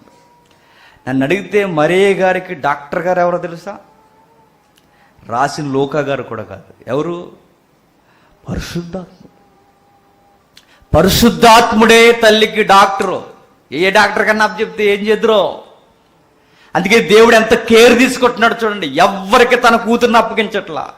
పదం ఎంత బాగుందో చూడండి. వాత్సల్యం కలిగిన దేవుడు అంటాడు. ఆ పదం చూసారా? వాత్సల్యం అంటే ఏంటో చెప్పనా? వాత్సల్యం అంటే బిడ్డనెత్తుకునే పదం. అది ఆ పదం దేవునికే. ఎప్పటి వరకు ఎత్తుకుంటాడయ్యా తన బిడ్డల్ని, తన కూతుర్ని, కొడుకుల్ని అంటే మృదువు వచ్చే వరకు. మనం బాగా ఎదిగిన తర్వాత అమ్మ ఎత్తుకోవే అన్నాం అనుకో, దయ్యం మొహముడా నాకన్నా ఎదిగిపోయావు, నేను ఎత్తుకుంటే నన్ను నడుమిరిగిపోద్ది అంట. కానీ దేవుడు చూడండి, ఆయనంట ముసలివారం అయిపోయినా ఎత్తుకుంటాడట. అది గాడ్స్లో. మరియ తన కూతురికి స్పెషల్గా ఒక డాక్టర్ని దేవుడు సీన్లోకి దించుతున్నాడు. ఎవరయ్యా డాక్టర్ అంటే పరిశుద్ధాత్ముడు. ఇంకా విచిత్రం ఏంటో చెప్పనా? రాసిన డాక్టర్ గారికి అనుమానం రాలేదు, కానీ చదివే డాక్టర్లు కాదు, మనం పెద్ద యాక్టర్లు, మనకు అనుమానాలు వచ్చేస్తాయి. రాసిన డాక్టర్ గారు ఎవరు? లోకా గారు. ఇంకా స్పెషల్ డాక్టర్ ఎవరు? పరిశుద్ధాత్ముడు. వాళ్ళ క్యారెక్టర్ ఎంత బాగున్నాయో చూడండి. ఆయన అన్ని తేరు చూసి అన్ని తెలుసుకొని రాశాడట. ఆవిడ నిజంగానే వర్జిన్ అని అర్థమైందట. ఎవరికి? లూకా గారికి. ఆయన డాక్టర్, ఆయన సమకాలీన డాక్టరే. మరే గారిని పాయింట్అవుట్ చేయలేదే. ఈ మధ్యలో వచ్చే ఈ తాటాగాళ్ళు ఎవరు చెప్పండి ఆవిడ పాయింట్అవుట్ చేయడానికి? ఆ తల్లి అంత గొప్పదే. అంత గొప్ప స్త్రీ గర్భం దాల్చడానికి రెడీ అయిపోయింది. ఇప్పుడు మీరు బాగా ఉన్నాడు, బ్యాక్గ్రౌండ్ మనకు బాగా అర్థం అవ్వాలి. జోసెఫ్ ఉన్నాడు, కాబోయే భర్త. మీకు తెలుసు కదా, 1 year గ్యాప్ ఉంటుంది యూదులకి. నిశ్చితార్థానికి పెళ్ళికి సంవత్సరం గ్యాప్. పేరుకి పెళ్ళి అవ్వలేదు కానీ భార్య భర్తలే. కాకపోతే శారీరకంగా కలవకూడదు. తల్లింటి దగ్గర, తల్లిదండ్రుల ఇంటి దగ్గర ఎవరు వారు గడపాలి. ఈలోపు సాక్ష్యం పోగొట్టుకున్నారనుకోండి, బహిరంగ శిక్షకు గురవుతారన్నమాట. అంటే అబ్జర్వేషన్లో పెడతారు పిల్లోడిని. ఇప్పుడు పెట్టండి, జీవితంలో ఒక్కడికి అవుతుంది పెళ్ళి అవుతుందా? అవుతుంది చెప్పండి? ఇప్పుడు అవుతుంది. ఆ సీన్ లేదు ఇప్పుడు. ఒకవేళ పెట్టి చూడండి. అందుకే పెద్దలకు సామెత పెట్టారు, రే నిశ్చితార్థం ఎక్కువ రోజులు ఎపపం ఎందుకు ఉండకూడదు, ఎక్కువ రోజులు ఉంటే ఏమవుద్ది ఏదోటి అయిపోద్ది, గాలి వేరే దగ్గరికి వెళ్ళిపోద్ది. చూసారా వాళ్ళు ఎంత నిష్ట కలిగిన వారు చూడండి. 1 year గ్యాప్ అట. 1 year గ్యాప్లో ఈ తల్లి గర్భం దాల్చింది. జోసెఫ్కి ఎన్నో అనుమానాలు వస్తున్నాయి చూడండి. ఎన్ని అనుమానాలు అయ్యా అంటే నాకు తెలిసి ఆయనకు కూడా ఏం చేయాలో అర్థం అవట్లా. ఆయనకు వచ్చిన మొదటి ప్రశ్నలు నేను వేస్తానని సహజంగా ఆయన ఊహను ఊహించుకున్నాను అంటున్నా. మత్తయి సువార్త 1వ అధ్యాయం చూద్దాం ఒకసారి. మత్తయి సువార్త 1వ అధ్యాయం 19 పదం చూస్తే నీ ఒత్తిడి మనకు బాగా అర్థమవుతుంది.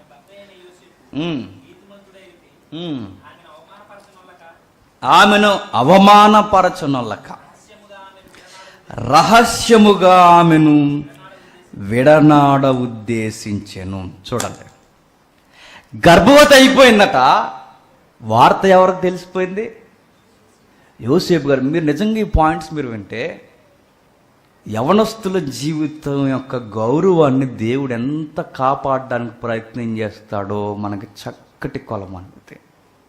నిజముగా లోకం ఎన్నో నిందలు మన మీద వేయడానికి చూస్తుంది.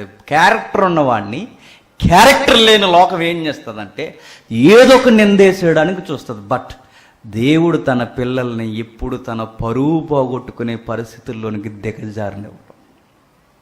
మీరు గమనించండి, మరీ గారి పరువు పోతుందో లోకంలో గుసగుసలు స్టార్ట్ అయిపోయాయి. జోసఫ్, నీకో విషయం తెలుసా? నువ్వు చేసుకోబోయే అమ్మాయి చాలా పాయింట్, ఇంకా ఎక్కువ మాట్లాడాల్సిన అవసరం లేదు. యోసేపులో వస్తున్న ప్రశ్నలు ఏంటంటే, నిజముగానే ఈవిడ దైవభక్తి కలిగిన స్త్రీయా లేదా నటిస్తుందా? చూసారు ఎన్ని ప్రశ్నలు వస్తున్నాయో. మరొక ప్రశ్న ఏంటంటే, లోకం కోడే కూర్చి చెవులు చిల్లులు పడిపోయేలా అరుస్తుందట. చిచ్చి, ఆ మరియా గర్భం దాల్చించండి వివాహానికి ముందే. ఏం ఆడపిల్లండి ఆడపిల్ల, అలాంటిది చూడండి ఎంత నీచమైన పని చేస్తుందో అని విచిత్రముగా మాట్లాడుతున్నప్పుడు యోసేపు యొక్క స్నేహితులు కూడా ఇలానే ఉండాలి. ఫ్రెండ్, నేను చెప్తున్నది వదిలే, ఇప్పుడు ఆవిడని చేసుకుపోతే ఏమన్నా నష్టమా? వదిలే. ఇప్పుడు ఆవిడకి ఉన్న ఆ తప్పుడు తలకలు ఉన్న జీవితాన్ని చేసుకుని ఎందుకు? నీ జీవితానికి సుఖం లేదే. స్నేహితులు కదండి రాంగ్ ఇన్ఫర్మేషన్ ఇచ్చేది. ఆడికట తెలుగులో సామెత ఉంది, అదిగో పులి అంటే ఏమంటాడట, ఇక్కడే తోక కనబడింది నాకు అంటాడట. ఇంకా నవ్వుకోవాలి కానీ చెప్పకూడదు, కొంచెం కామెడీ ఎక్కువ ఉంటుంది. రాత్రి మా ఈదులో అది పేడేసి వెళ్ళిపోయింది తెలుసా అంటాడట. ఒక్కటంటే చాలేక ఇంకన్నీ ఎలా వచ్చేస్తాయంటే ఇంక బేచ్చేయడమే. ఏం జరుగుతుందంటే, స్నేహితులు వీళ్ళందరూ మాట్లాడుతున్నారు. ఏం మాట్లాడుతున్నారు అయ్యి అంటే, యోసేపు గాడు పిచ్చి యోసేపు రావాడు, పోయి ఎవరిని చేసుకుంటాడట, గర్భవతి అయిన పిల్లని చేసుకుంటాడా? నేనైతే అస్సలు మెట్టు కూడా ఎక్కనవును అంటాం. పరాయి వాడితో మాట్లాడితేనే వివాహం కట్టు, అది నేనంటే అని చెప్తాను. ఈ మధ్య ఎక్కువ చూస్తున్నా, ఎంగేజ్ వస్తుంది ఫోను, అందుకే క్యాన్సిల్ చేస్తా. చూసారా, మనం మాట్లాడే మాటలు ఎలా ఉంటాయి అంటే చూడండి, తప్పు జరిగిందని తెలిస్తే గుర్తుపెట్టుకోండి, మరీ గారిని వదిలేయడానికి చాలా పెద్ద పెద్ద మాటలు వినబడి ఉంటాయి. ఆవిడ చేసుకుంటారా, నువ్వు పిచ్చోడు కాకపోతే చేసుకుంటాను అంటున్నా. వదిలే, ఎందుకు వచ్చింది, నీకేం తక్కువ, చక్కగా ఉంటావు, అన్నీ బాగుంటాయి పరిస్థితులు, మంచి సంబంధాలు వస్తాయి, వదిలే అన్నమాట.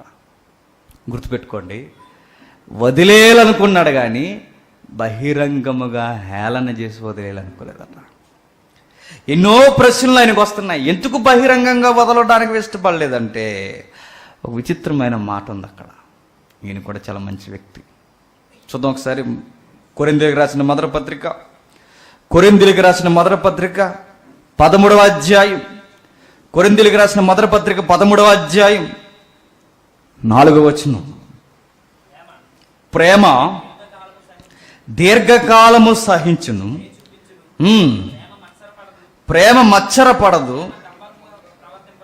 ప్రేమ డంబముగా ప్రవర్తించదు, అది ఉప్పొంగదు, అమర్యాదగా నడవదు, స్వప్రయోజనమును విచారించుకొనదు, త్వరగా కోపపడదు, అపకారము మనసులో ఉంచుకొనదు, సత్యమునందు సంతోషించును. అక్కడ పదముందు చూడండి, ప్రేమ దీర్ఘకాలము సహించును, దయ చూపించును అన్నాడు. ఈ లక్షణాల్లో కొన్ని లక్షణాలు ఉన్నాయి ఎవరికి? యోసేపు గారికి.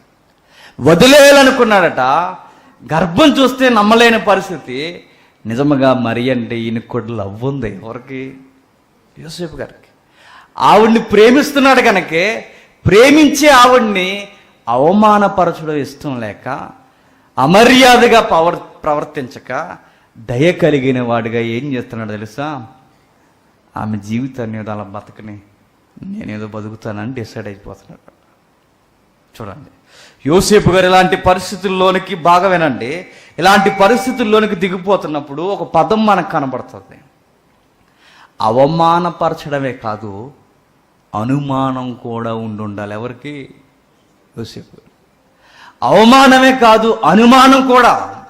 అనుమానం ఉంటే ఏమవుద్దయ్యా అంటే గుర్తుపెట్టుకోండి, మనకు మనమే పొడుచుకుని చచ్చిపోతాం.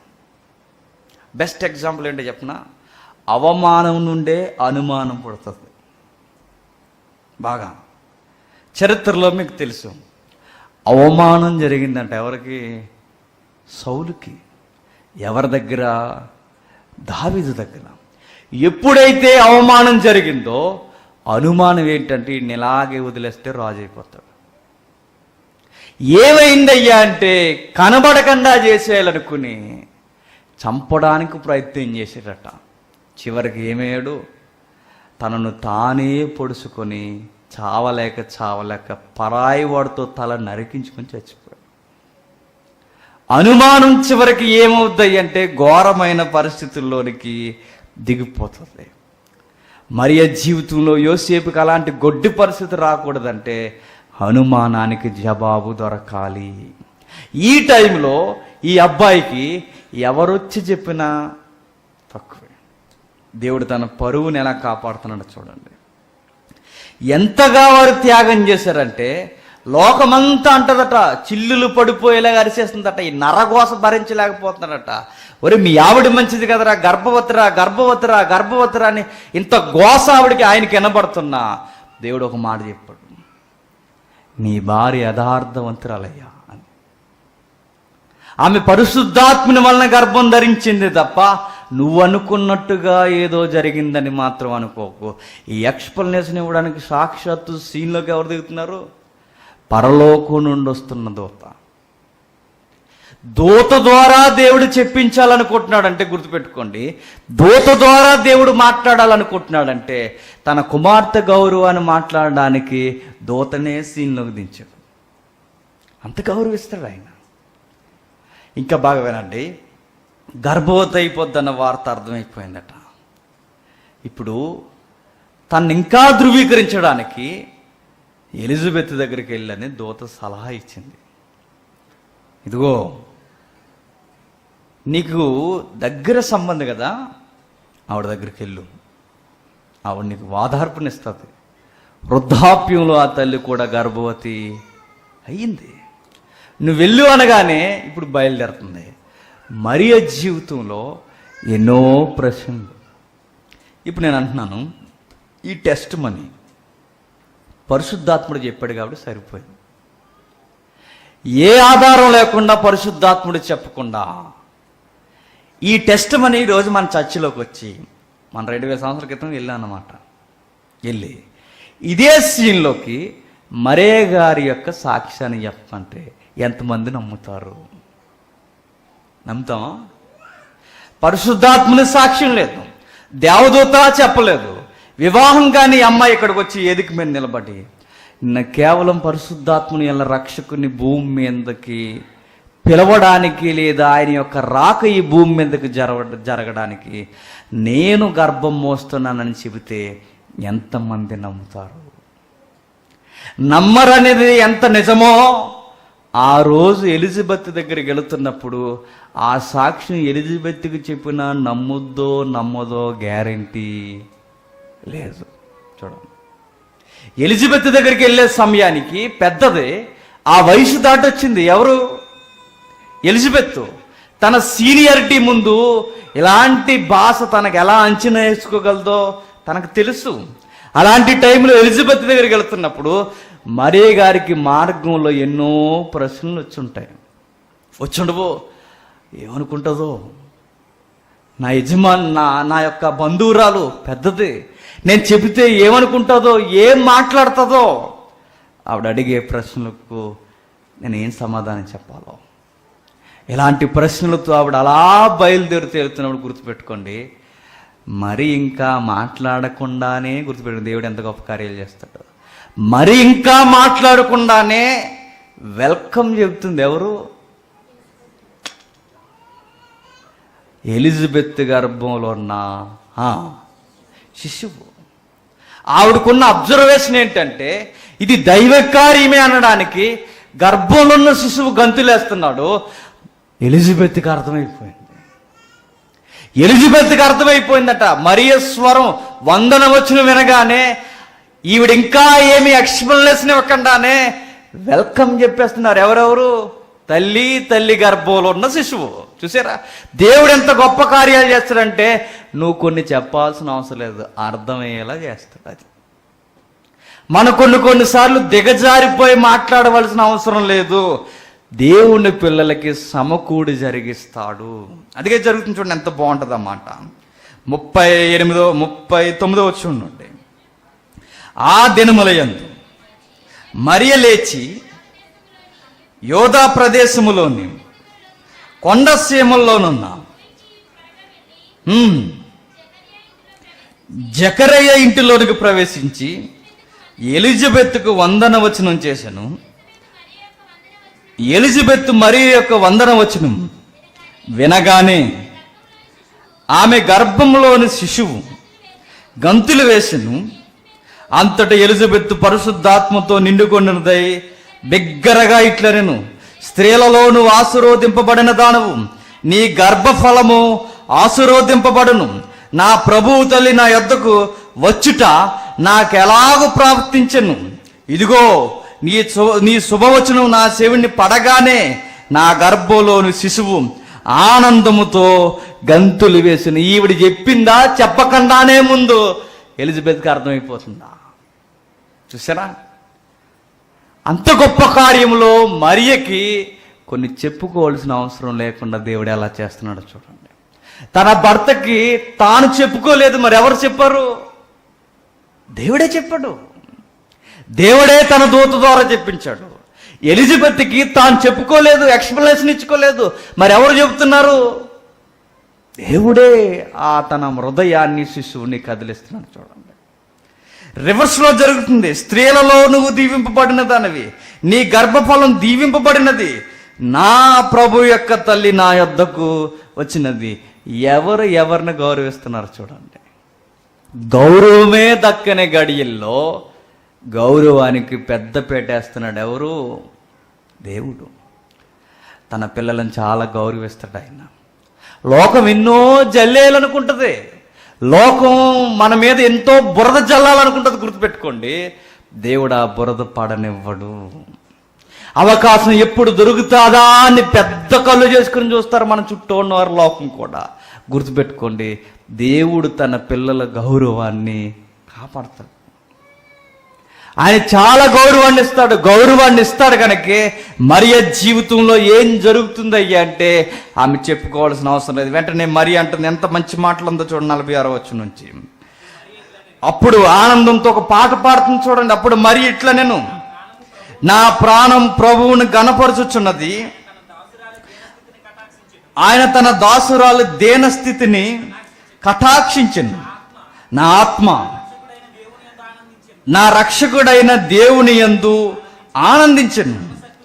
సర్వసత్యమంతుడు నాకు గొప్ప కార్యములు చేసెను గనక ఇది మొదలుకొని అన్ని తరముల వారు నన్ను ధన్యురాలనుకుందరు. లోకం దృష్టిలో ఏమైందో తెలుసా? ఇలాంటి అవమానాన్ని ఎవ్వరూ భరించలేడు అనుకున్నాడు. దేవుడిచ్చిన గిఫ్ట్ ఏంటో చెప్పనా?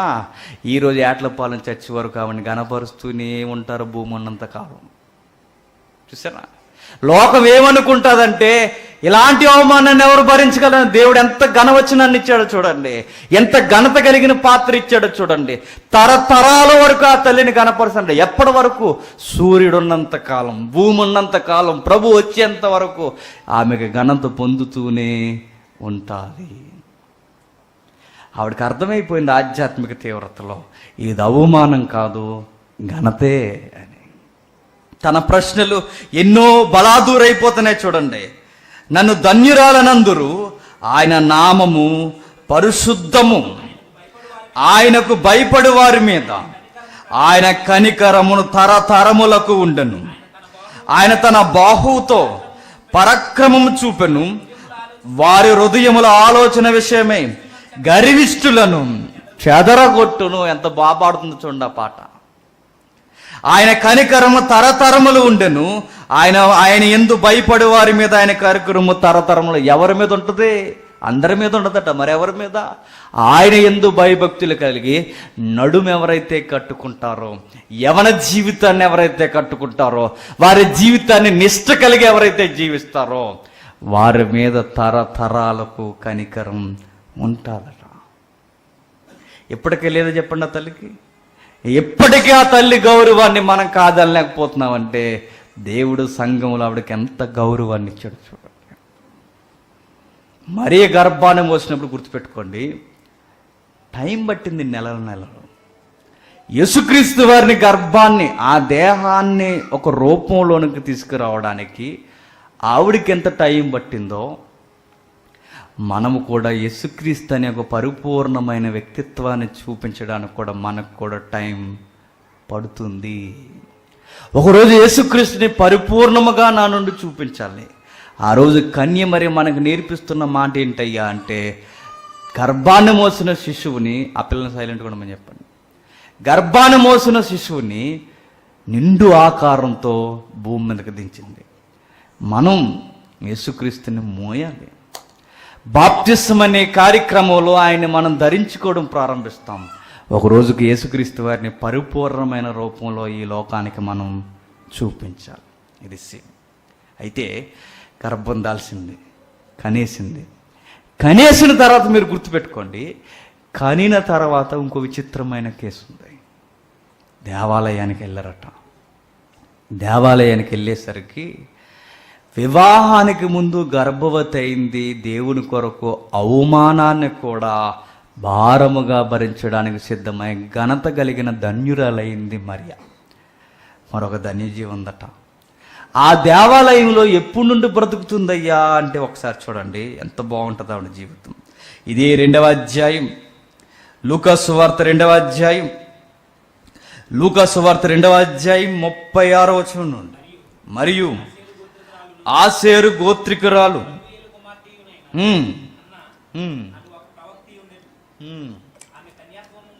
ఆషేరు గోత్రికురాలు, ఇది ఎక్కడ ఉంటుందంటే ఈ ప్రాంతం పర్వత ప్రాంతాల్లో, కర్మేలు పర్వతం ఉంది చూసారా, మన చరిత్రలో చదువుకున్నాం. ఆ ప్రాంతాన్ని ఆనుకుని ఉండే చిత్తడి నేల, గుబురుగా ఉండే ప్రాంతమే ఏ ప్రాంతం? ఆషేరు ప్రాంతం. ఆ గోత్రానికి ఆ ఏరియాని ఇచ్చారు. ఆ ఏరియాలో ఉండే ఆవిడకట ఎన్నో కళలు ఉండేయట. ఆవిడ కూడా ధన్యజీవే. ఎన్నో ఊహలతో వివాహం చేసుకుందండి ఆ తల్లి. ఎన్నో ఆశలతో వివాహం చేసుకుంటే, వివాహం చేసుకున్న ఆ తల్లి జీవితం గుర్తుపెట్టుకోండి, ఒక్కసారిగా ఆవిడ ఇంకా యవ్వనరాలుగా ఉండగానే భర్త చచ్చిపోయాడు. ఎవరైనా అయితే ఏం చేస్తారు చెప్పండి? చాలామంది అడుగుతున్న ప్రశ్న. మా ఆయన మమ్మల్ని వదిలేసాడండి, 2వ పెళ్లి చేసుకోమంటారంటే బైబిల్ చెబుతుంది 2వ పెళ్లి తప్పు అని.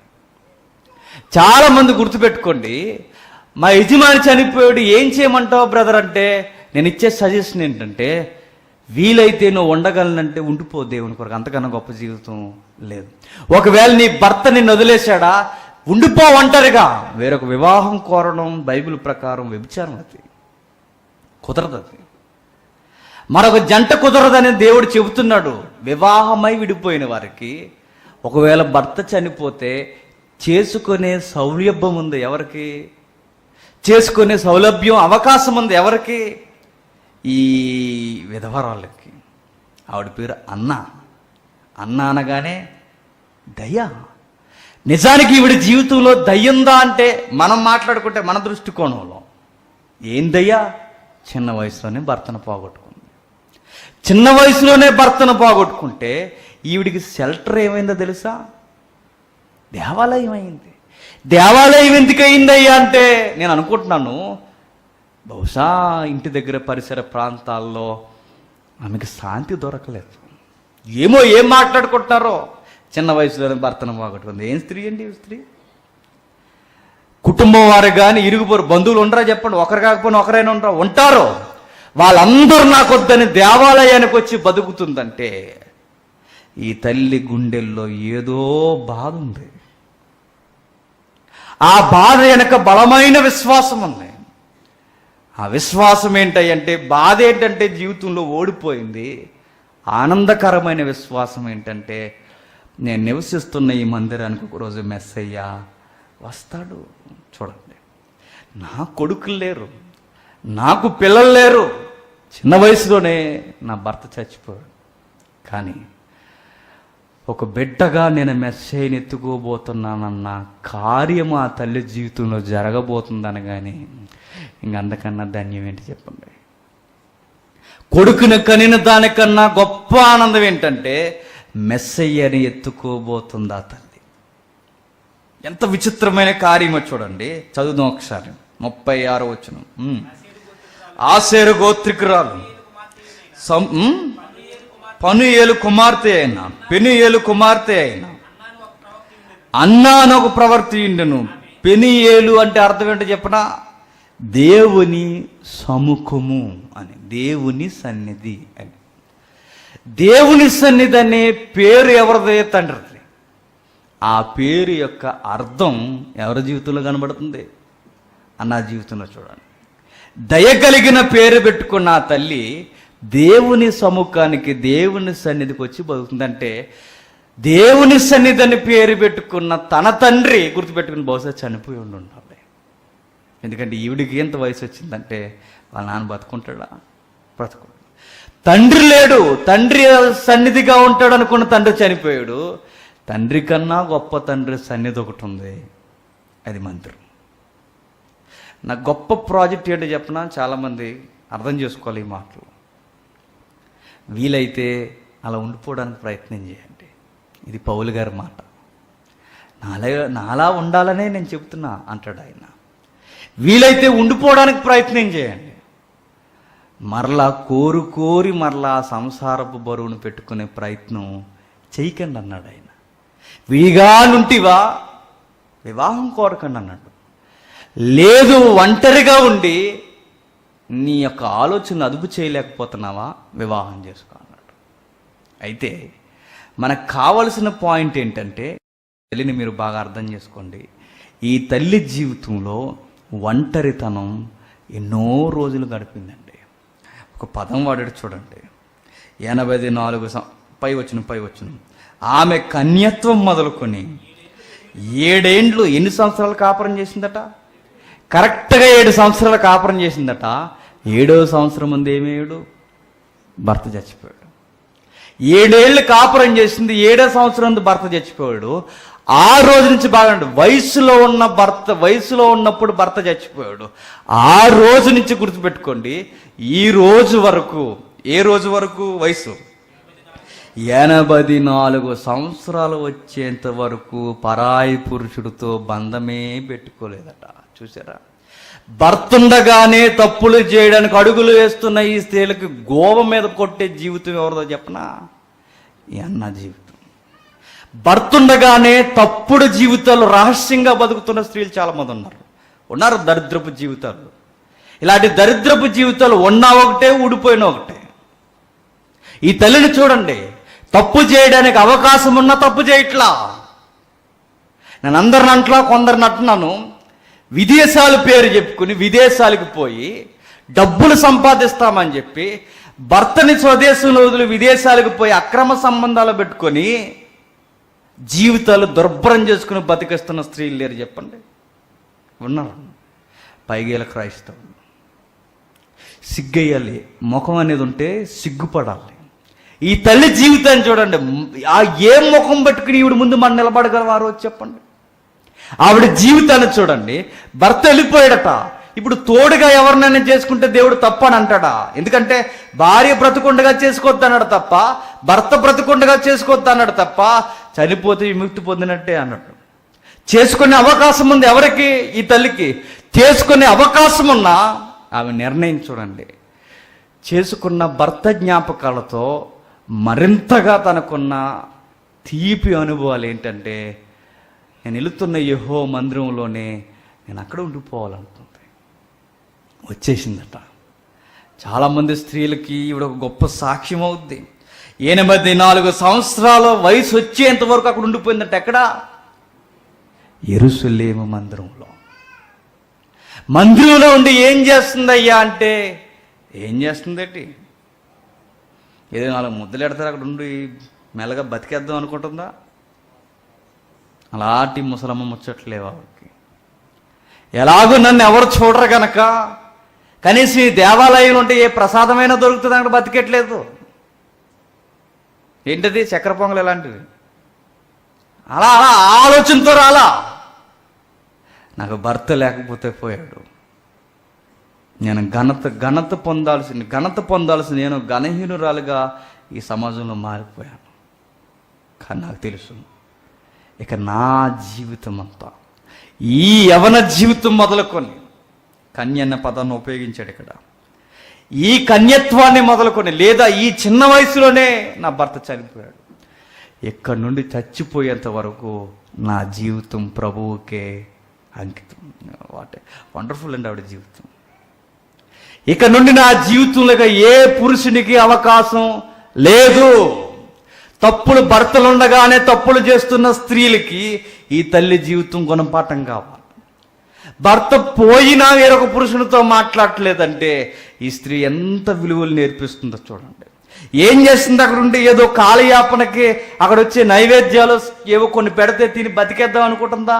లేదట. మరేం చేస్తుందో చూడండి. 84 సంవత్సరములు విధవరాలై ఉండి, 84 సంవత్సరాలు విధవరాలై ఉండి దేవాలయమును విడువక ఉపవాస ప్రార్థనలతో రేయింబగళ్ళు ఏం చేస్తుందట? దేవాలయం నుండి కబుర్లు చెప్పట్లా, సోద కబుర్లు అరుగుల మీద కూర్చుని చెప్పట్లా, వస్తూ పోతున్న భక్తులకి పనికి మాలిన సజెషన్లు ఇవ్వట్లా.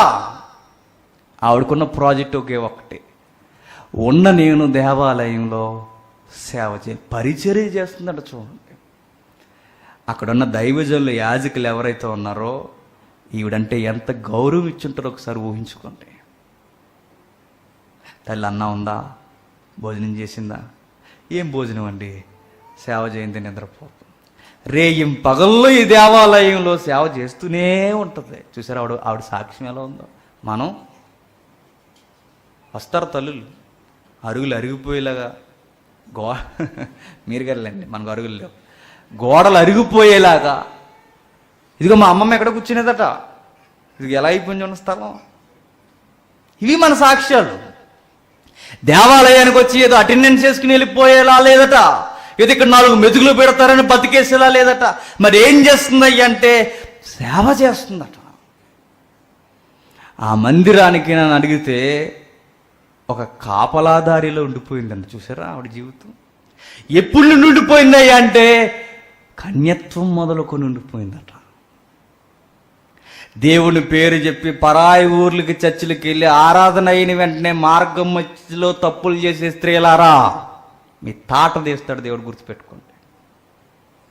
ఇరుగు పొరుగు ఊర్లకి వెళ్ళి మేము దేవుని సన్నిధికి వెళ్తున్నామని చెప్పి మరలా వచ్చేటప్పుడు పరాయి పురుషులతో మాట్లాడే స్త్రీలారా, అన్న జీవితం మీ జీవితాన్ని సవాల్ చేస్తుంది.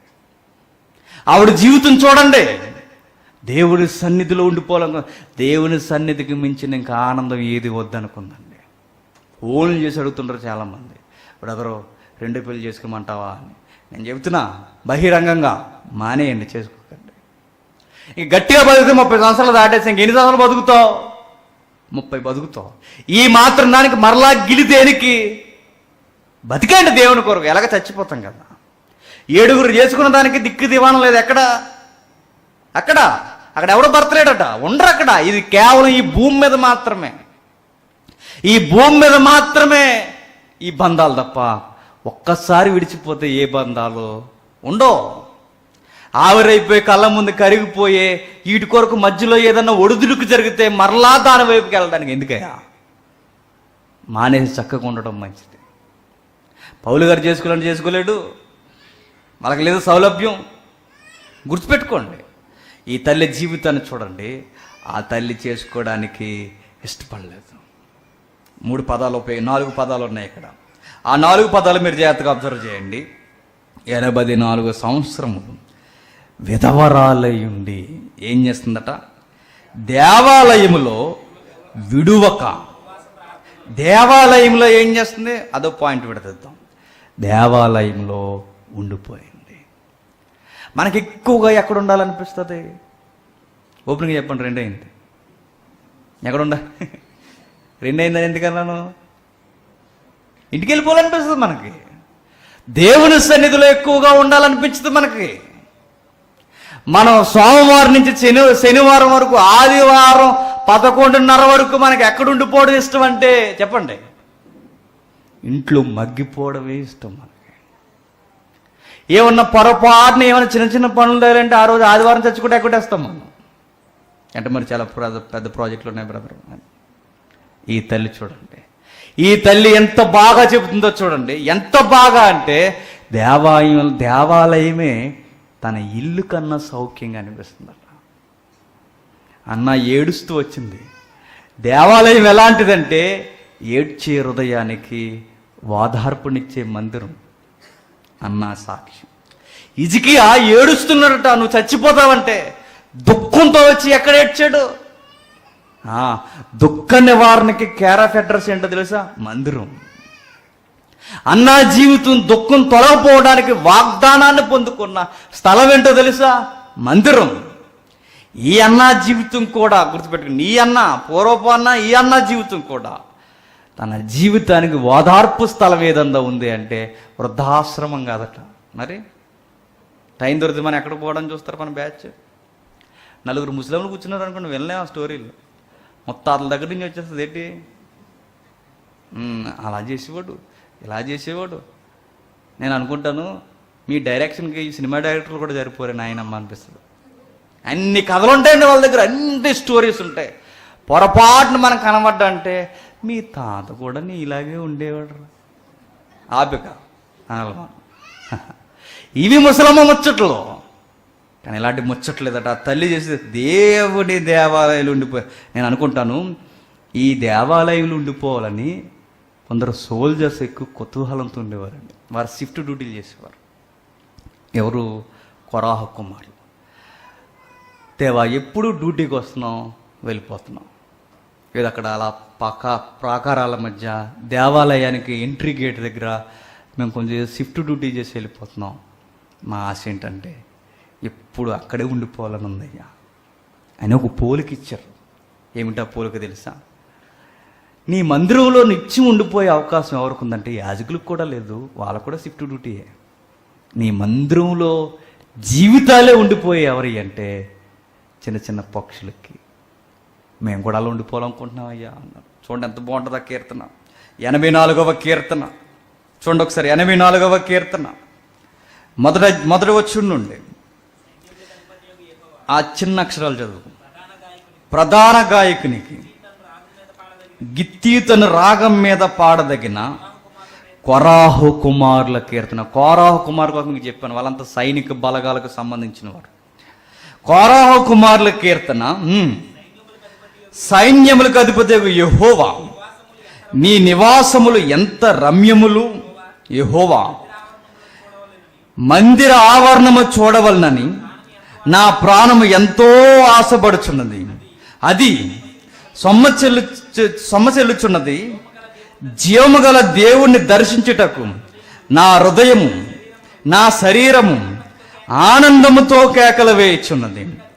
సైన్యములకు అధిపతియగు యెహోవా, నా రాజా, నా దేవా, నీ బలిపీఠమునద్ద పిచ్చుకలకు నివాసము దొరికెను, పిల్లలు పెట్టుటకు వానకోవెలకు గూటె స్థలము దొరికెను.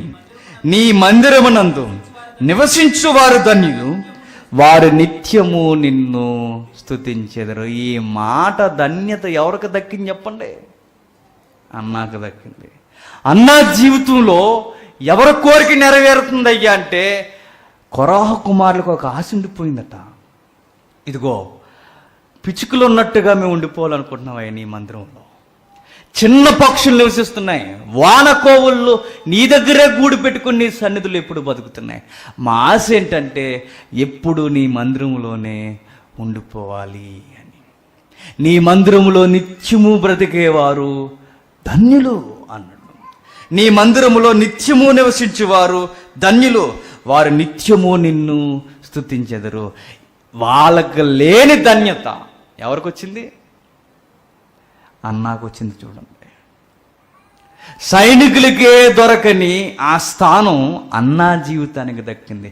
ఇంతకన్నా ధన్యత రెండో పిల్లలో ఉంటుందో చెప్పండి? ఆవిడ చేసుకుంటాడు. ఇంతకన్నా ధన్యత పరాయి పురుషుని ఇంకొక పురుషుణ్ణి, పాత పురుషుడు చనిపోడు ఇంకొక పురుషుణ్ణి పెళ్లి చేసుకుంటే ఇంత ధన్యత వస్తుందా? ఒకవేళ వస్తే రాద తర్వాత విషయం. మనకు అర్థం కావాల్సింది ఏంటో చూడండి, రాజులు కోరుకున్నది ఈవిడికి దక్కింది. దావీదు ఎప్పుడు అంటాడు, నిత్యము నీ మందిరంలో ఉండిపోవాలని ఉంది నాకు. ఒకరోజు నీ మందిరంలో గడిపితే చాలు 1000 సంవత్సరాలు 1000 దినములు గడిపినట్టే అన్నాడు రచయితలు. అంటే మనకి ఏమర్థమవుతుంది అంటే వారి కుతూహలం ఏంటంటే ఎప్పుడు దేవుని మందిరంలో ఉండిపోవాలనుకున్నారు. అలాంటి ధన్యత ఎవరికి దక్కిందట? ఈ స్త్రీకి, అన్నా అనే ఈ స్త్రీకి దక్కింది. ఆ తల్లి అక్కడుండి ఏం చేస్తుంది అంటే ధర్మశాస్త్రాన్ని తలపోస్తూ ఉంటుంది. మెస్సయ్య ఎప్పుడు వస్తాడో అని, క్రీస్తు ఎప్పుడు రాబోతున్నాడో, అభిషక్తుడు ఎప్పుడు రాబోతున్నాడో అని ఎదురు చూస్తూ మందిరములో గడుపుతుందట. మరొక వచనం చూడండి, 122వ కీర్తన 122వ కీర్తన 122వ కీర్తన మొదటి వచనం. యాత్ర కీర్తన. దావీదు, యెహోవా మందిరమునకు వెళ్ళుదామని జనులు నాతో అనినప్పుడు నేను సంతోషించిన. మందిరంలో ఉండడానికి ఎవరికి ఇష్టమట? రాజుకి. రాజు ప్యాలెస్లో ఉండడం మనకిష్టం. ప్యాలెస్లో ఉండే రాజు ఎక్కడ ఉండాలనుకుంటున్నాడు? మందిరానికి, చర్చికి పోవాలనుకుంటున్నాడు. మనం ఏంటి, చర్చకి కూడా రెస్టారెంట్లకి ప్యాలెస్లకు పోతాం. కానీ రాజు చూడండి, అతను నివసిస్తున్న సౌఖ్యం కలిగిన జీవితం కన్నా నీ మందిరంలో ఆవరణంలో ఉన్న చాలయ్యా. రాజులు కోరుకునే ధన్యత, సైనికులు కోరుకునే ధన్యత, ప్రవక్తలు ఎదురు చూసిన ధన్యత, ఒక్క దినం 1 డే నీ చర్చిలో ఉంటే చాలని ఎదురు చూసిన ధన్యత ఈ తల్లికి చచ్చిపోయేంత వరకు ప్లేస్ దొరికింది చూడండి. అది ధన్యత. మరొక మాట చూద్దాం, అక్కడ ఉంది మరొక మాట. ఆ మాట చదువుతాం. మందిరం అయిపోయింది, నెక్స్ట్ పదం ఇది కాదు. లూకా సువార్త 2వ అధ్యాయం, లూకా సువార్త 2వ అధ్యాయం. 84 సంవత్సరములు ఇదవరాలయుండి ఉపవాస ప్రార్థనలతో. ఏంటట? ఉపవాస ప్రార్థనతో. ఏదో 4 మెతుకులు దొరుకుతుందని ఉండలేదట అక్కడ. మరి ఉపవాసాలు చేస్తూ, ఉపవాసంలో చేసేది ఏంటయ్యా అంటే ప్రార్థన. మన ఉపవాసాలు ఎలా ఉంటాయి? ఉపవాసం అంటే ఏంటంటే అన్నీ మానుకొని దేవునితో గడిపేదాన్ని ఉపవాసం అంటారు. కానీ మనం గుర్తించండి, ఉపవాసం అనగానే ఏం మానేస్తాం? కేవలం రైస్ ఒక్కటే మానేస్తారు. ఏపీలో, ఆంధ్రప్రదేశ్లో రైస్ మానేస్తారు. రైసే మానేస్తారు ఉపవాసం అంటే. చపాతీ తినేస్తారు, మజ్జిగ తాగేస్తారు. ఇంకా చెప్పండి. ఉపవాసం అనగానే వీళ్ళ దృష్టిలో ఏంటంటే ఓన్లీ రైస్ మానేయడం. నిజమైన ఉపవాసం చేయొద్దు అంట్లా, చెయ్యండి. ఉపవాసం చేయాలి. ఉపవాసం ఎప్పుడు ఇంపుగా ఉంటుందంటే ఉపవాసంలో మీరు పాపం మానేసి దేవునికి దగ్గర జరగండి. మీ కడుపు మార్చుకున్నది కూడా దేవునికి నచ్చుతుంది. మనం పాపం మానం, చెడు వ్యసనాలు మానం, కానీ భోజనం మానేస్తాం. భోజనం కన్నా పాపం మానేసప్పుడు భోజనం మానేయండి, దేవునికి బాగా నచ్చుతారు. ఆ తెల్లట దేవుని మందిరములు ఉండి ఏం చేస్తుంది అయ్యా అంటే కాలయాపన చేయట్లేదట. ఏదో గాల్లో ఊహించుకొని పాత మెమోరీస్ అన్నీ తెచ్చుకొని ఆ రోజుల్లో అనుకోలేదట. ఎవరు? మనం ఏమంటాం, వదిలేసామంటే పోతారు ఊహల్లో. అలా గాల్లో చూస్తున్నావేంటే అని అడిగితే ఏం చెప్తుంది? నువ్వు ఉండరా అంట. దానికి ఎన్నో ఊహలు. ఆ యొక్క సీలింగ్ని చూసుకుని అవి చూసుకుని ఏవో ఊహించుకుంటుంది. ఆయన ఉంటే ఇలా జరగకపోను అంటుంది. ఎవరైనా? మా తాత. ఆయన ఉంటే ఇలా జరగకపోను అంటే మా నాయనమని అంటున్నాను కదలేదు. పొమ్మది ఎప్పుడు ఆల్రెడీ చెప్పలా. విచిత్రం ఏంటంటే గుర్తుపెట్టుకోండి, ఆవిడ యొక్క ఆశలంతా ఎలా ఉన్నాయంటే మందిరంలో ఉపవాసంతో ప్రార్థన చేస్తుందట. ప్రార్థన ఆ పదం గుర్తుపెట్టుకోండి. కీర్తన గ్రంథం 55వ అధ్యాయం ముగించుకుందాం. కీర్తన 55వ అధ్యాయం. నేను ఒక స్పీకర్తో వెళ్ళాను నిన్న. ఆయన పేరు పాల్సన్ గారు, స్టీవెన్సన్ వాళ్ళ బ్రదర్. ఆయన బ్రదరే కదా. ఆయన ఒక మాట అన్నట్టు, ప్రసంగికుల్లోనట వినేవారికి ఇష్టమైన పదం ఒకటి ఉంటుందట. ఆ పదం ఏంటి చెప్పిన? ముగిస్తున్నాను. గుర్తుపెట్టుకొని ముగించిన. ఇంకా కీర్తన 55వ కీర్తన 55వ కీర్తన 17వ వచనం. సాయంకాలమున ఉదయమున మధ్యాహ్నమున నేను ధ్యానించుచు మొరపెట్టుకొందును, ఆయన నా ప్రార్థన అలాగే. రేయింబగళ్ళు చేసే పని అంటే సాయంకాలమున ఉదయమున మధ్యాహ్నమున ఈవిడ చేస్తున్న పని ఏంటంటే ప్రార్థనగా ధ్యానంలోకి వెళుతుందట. చూడండి, ఏదో ఊహించుకోవట్లేదట. పాత జీవితంలో నా లైఫ్ ఎలా ఉండేదని ఊహించుకోవట్లేదట. దేవుని యొక్క సన్నిధిలో ప్రార్థనా ధ్యానంలోకి వెళ్ళిపోతుందట. చూసారా ఎంత బాగుందో మాట, ఆమెకు తగిన మాట. 119వ కీర్తన 119వ కీర్తన 147వ వచనం. 119వ కీర్తన 147వ వచనం.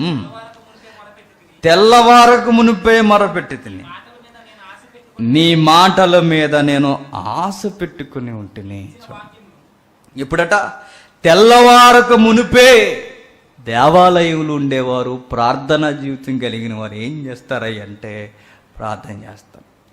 తెల్లవారక మునిపే ప్రార్థనతో తెల్లవారుతుంది వాళ్ళకి. మనకి బద్ధకంతో తెల్లవారుతుంది. పోనీ రాత్రి అంతా బైబిల్ చదువు లేటుగా లేసావా అంటే లేదు. రాత్రి 7 గంటలకి పడుకుంటారు. మరలా 7ంటికి పడుకుండిపోయి మరలా 7 అయ్యాక లెగిస్తావంటే నిన్నేమన్నది. ఈ తల్లి చూడండి, వాళ్ళకి ఎలా తెల్లవారుదయ్యా ప్రార్థనా జీవితం కలిగిన వారికంటే ప్రార్థనతోనే తెల్లవారుతుందట. మీకు విచిత్రం చెప్పనా, ఇప్పుడు ప్రార్థన చేస్తుంది. ఎవరి కొరకు చేస్తుంది? తన చుట్టూ ఉన్న జనుల కొరకు, యెరూషలేము యొక్క విమోచన కొరకు ప్రార్థన చేస్తుంది. రక్షకుని రాక కొరకు ప్రార్థన చేస్తుంది. ఇతరుల కొరకు విజ్ఞాపన చేస్తుంది. అక్కడ ఉంటుంది, మీరు చదువుకోండి. ఈ లక్షణం పౌలు గారిలో కూడా ఉంది. చూద్దాం ఒకసారి. దశలోనికి రాసిన పత్రిక. పౌలు గారిలో ప్రతి విశ్వాసలో ఉండాలి. మొదటి దశలోనికి రాసిన పత్రిక 3వ అధ్యాయం. దశలోనికి రాసిన పత్రిక 3వ అధ్యాయం 10వ వచనం. చదువు. మేము మీ ముఖమును చూసి మీ విశ్వాసములో ఉన్న లోపము తీర్చినట్లు అనుగ్రహించమని రాత్రింబగళ్ళు అత్యధికముగా దేవుణ్ణి వేడుకొనుచుండగా మన దేవుని ఎదుట మిమ్మును బట్టి మేము పొందుచున్న యావత్తు ఆనందము నిమిత్తము దేవునికి తగినట్టుగా కృతజ్ఞతాస్తుతులు చెల్లింపగలము. చూడండి అక్కడ ఏం చెప్తున్నాడు చూడండి. రాత్రి పగళ్ళు సహోదరులు వాళ్ళు ఏం చేస్తారట? అత్యధికముగా దేవుణ్ణి ఏడుకుంటున్నాడట. ఎవరు? పౌలు గారు. ఇక్కడ కొంచెం వాళ్ళని కమ్మగట్టడానికి అడుగుతున్నా కొరింథీయుల్ని, అర్థం మాత్రం ఆయన జీవితంలో ఉంది. ఆయన క్వశ్చన్ రేజ్ చేస్తున్నా ఆయన చేస్తున్నది ఏంటో చెప్పిన ఇతరుల కొరకు ఆయన ప్రార్థన చేస్తాడు. ప్రార్థన ఎప్పుడు గుర్తుపెట్టుకోండి, మన కొరకు తక్కువ ఉండాలి, ఇతరుల కొరకు ఎక్కువగా ఉండాలి. కానీ మన ప్రార్థనలు ఏముంటుంది? మన కొరకే ఎక్కువ ఉంటుంది. మన ఫ్యామిలీ, మన కోసం, మన ప్రయాణాల కోసం, మన డబ్బుల కోసం, మన ఇల్లు కోసం, అంతా మనమే. కానీ గుర్తుపెట్టుకోండి, ప్రార్థన ఎక్కువ, మన కోసం తక్కువ, మన చుట్టూ ఉన్నవారి కోసం ఎక్కువగా ఉండాలి. అన్న జీవితంలో మనకు కనబడుతున్నది అదే. ఆవిడ ఏం చేస్తుందయ్యా అంటే దేవాలయానికి ఎందుకు వెళ్ళిపోయిందంటే ఆవిడకి ఇల్లు లేక కాదు, ఆవిడకి బంధువులు లేక కాదు. గుర్తుపెట్టుకోండి, ఆవిడకి స్నేహితులు లేక కాదు. ఆవిడెందుకు దేవాలయానికి పోయిందంటే నీ దేవాలయంలో బ్రతకడం ధన్యత. ఆ దేవాలయానికి ఎందుకు వెళ్ళిపోయిందంటే ఉపవాసం చేసి ప్రార్థన చేయడానికి వెళ్ళిపోయింది. తిమోతికి పర్సనల్ లెటర్ రాస్తూ జైల్లో నుండి, ఎవరు చెరసాల నుండి, ఇంకా రేపో మాపో నీరో చక్రవర్తి చంపేపోతున్నాడు ఎవరిని? పౌలు గారిని. అలాంటి టైంలో సీనియర్ కాపర్ అయిన ఈయన జూనియర్ దైవజనుడికి, ఎవరికి? తిమోతి గారికి పర్సనల్ లెటర్ రాస్తున్నాడు. ఆ లెటర్ రాస్తున్నప్పుడు విధవరాళ్ళ కొరకు ఏమని మెన్షన్ చేశాడు చూడండి ఆయన. చూద్దాం ఒకసారి. మొదటి తిమోతి పత్రిక 5వ అధ్యాయం 5వ వచనం. మొదటి తిమోతి పత్రిక 5వ అధ్యాయం 5వ వచనం. అయితే నిజముగా అనాథ అయిన విధవరాలు ఏకాకి అయ్యుండి దేవుని మీదనే తన నిరీక్షణ ఉంచుకొని విజ్ఞాపన యందు ప్రార్థనల యందు రేయింబగళ్ళు నిలకడగా ఉండెను. ఎంత బాగుందో చూడండి. నిజముగా దైవభక్తులు కలిగిన స్త్రీ ఏం చేస్తుందట? వేరొక పెళ్లి చేసుకోదట. అది పాయింట్ అక్కడ. నిజముగా దైవభక్తి కలిగిన విధవరాలైన స్త్రీ ఏం చేస్తుందంటే దేవుని మీదనే అనుకుంటుందట. ఏకాకైపోయింది. ఎవరి వైపు చూస్తుందట? దేవుని వైపే చూస్తుందట. దేవుని మీదే అనుకుంటుందట. దేవుని మీద తన నిరీక్షణ ఉంచుకుంటుందట. నెక్స్ట్ ఎవరో నా తోడని ఎదురు చూడదట. గుర్తుపెట్టుకోండి. చాలామంది అడుగుతున్నారు ఈ మధ్య ప్రశ్నలు. ఏం ప్రశ్నలు అడుగుతున్నారంటే, మా కాపురం ఎలా అయిపోయింది, మమ్మల్ని ఏం చేయమంటావంటే నేనేం చెప్పను, వాక్యం చెప్తుంది చూడండి. మీకు ధైర్యం ఉంటే, మీరు ఆ సాహసం చేయగలిగితే ఈ 60 ఏళ్ళ జీవితంలో ఎలా 30-40 వచ్చేసాయి. ఇక మధ్యలో ఎందుకు మరలా? ఇక నమ్మకంగా దేవుని కొరకు బ్రతికేయాలనుకుంటే ఇక్కడ చెప్తున్నాడు పౌలు గారు ఏమని చెప్తున్నారు చూడండి. నిజముగా అనాథులైన విధవరాండ్లు ఏకాకై ఉండి దేవుని మీదనే తన నిరీక్షణ ఉంచుకొని విజ్ఞాపన యందు ప్రార్థనల యందు రేయింబగల్లో నిలకడగా ఉండాలి. ఇది దేవుడిచ్చే భవిష్యత్తు వాక్కు ఓడిపోయిన జీవితాలు. ఎందుకయ్యా అంటే దేవుడు త్వరగా వచ్చేయమంటాడు. ఆయన వెళ్ళిపోయే జీవితంలో మరలా ఈ బంధాలొద్దు. భార్యలు ఉన్నవారే భార్య లేనట్టు ఉన్నాడు అన్నాడు. ఎవరు? పౌలు గారు. ఎంత నిజానికి ఊహించుకుంటే కామెడీలో ఉంటుంది. ఆవిడ పక్కన ఉందనుకో, నువ్వు లేవు అంటే ఎలా ఉంటుంది? ఆవిడకి మెంటలు వచ్చేస్తుంది. ఎవరికి? అంటే ఎలా అంటే అక్కడ ఉద్దేశం ఏంటంటే గుర్తుపెట్టుకోండి, అంత ఇంపార్టెన్స్ ఇవ్వకండి. భార్య భర్తల మధ్య బంధాల మధ్య ఏముంటాయంటే పౌలు గారు చెప్తారు. ఏంటో తెలుసా? వారిని ఎలా మెప్పించాలి, సర్ప్రైజింగ్ ఎలా చేయాలని ఆలోచిస్తుంటామట. సర్ప్రైజ్ అంటామట. వెళ్ళి నీకు విషయం చెప్పినా అంటామట. ఈవిడికి ఎప్పుడు ఈవిని స్పెషల్గా చూడటానికి ఏం చేస్తుంటావంటే ఏవో తింగరేసాలు వేస్తుంటావు. నీ మనసంతా భార్యని ఎలా సంతోషపెట్టాలా అని చూస్తావు. నీ మనసంతా భర్తని ఎలా సంతోషపెట్టాలని చూస్తావు.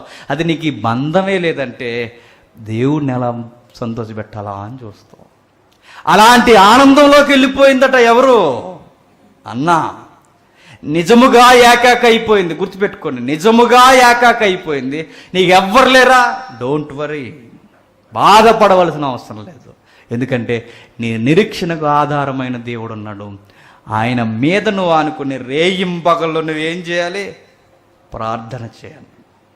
సేవలో గొప్ప సేవ ఏంటో చెప్పనా? ఇతరుల కొరకు ప్రార్థన చేయడం. ప్రసంగం కన్నా నన్ను అడిగితే పవర్ఫుల్ మినిస్ట్రీ ఏదో చెప్పనా? ప్రార్థన.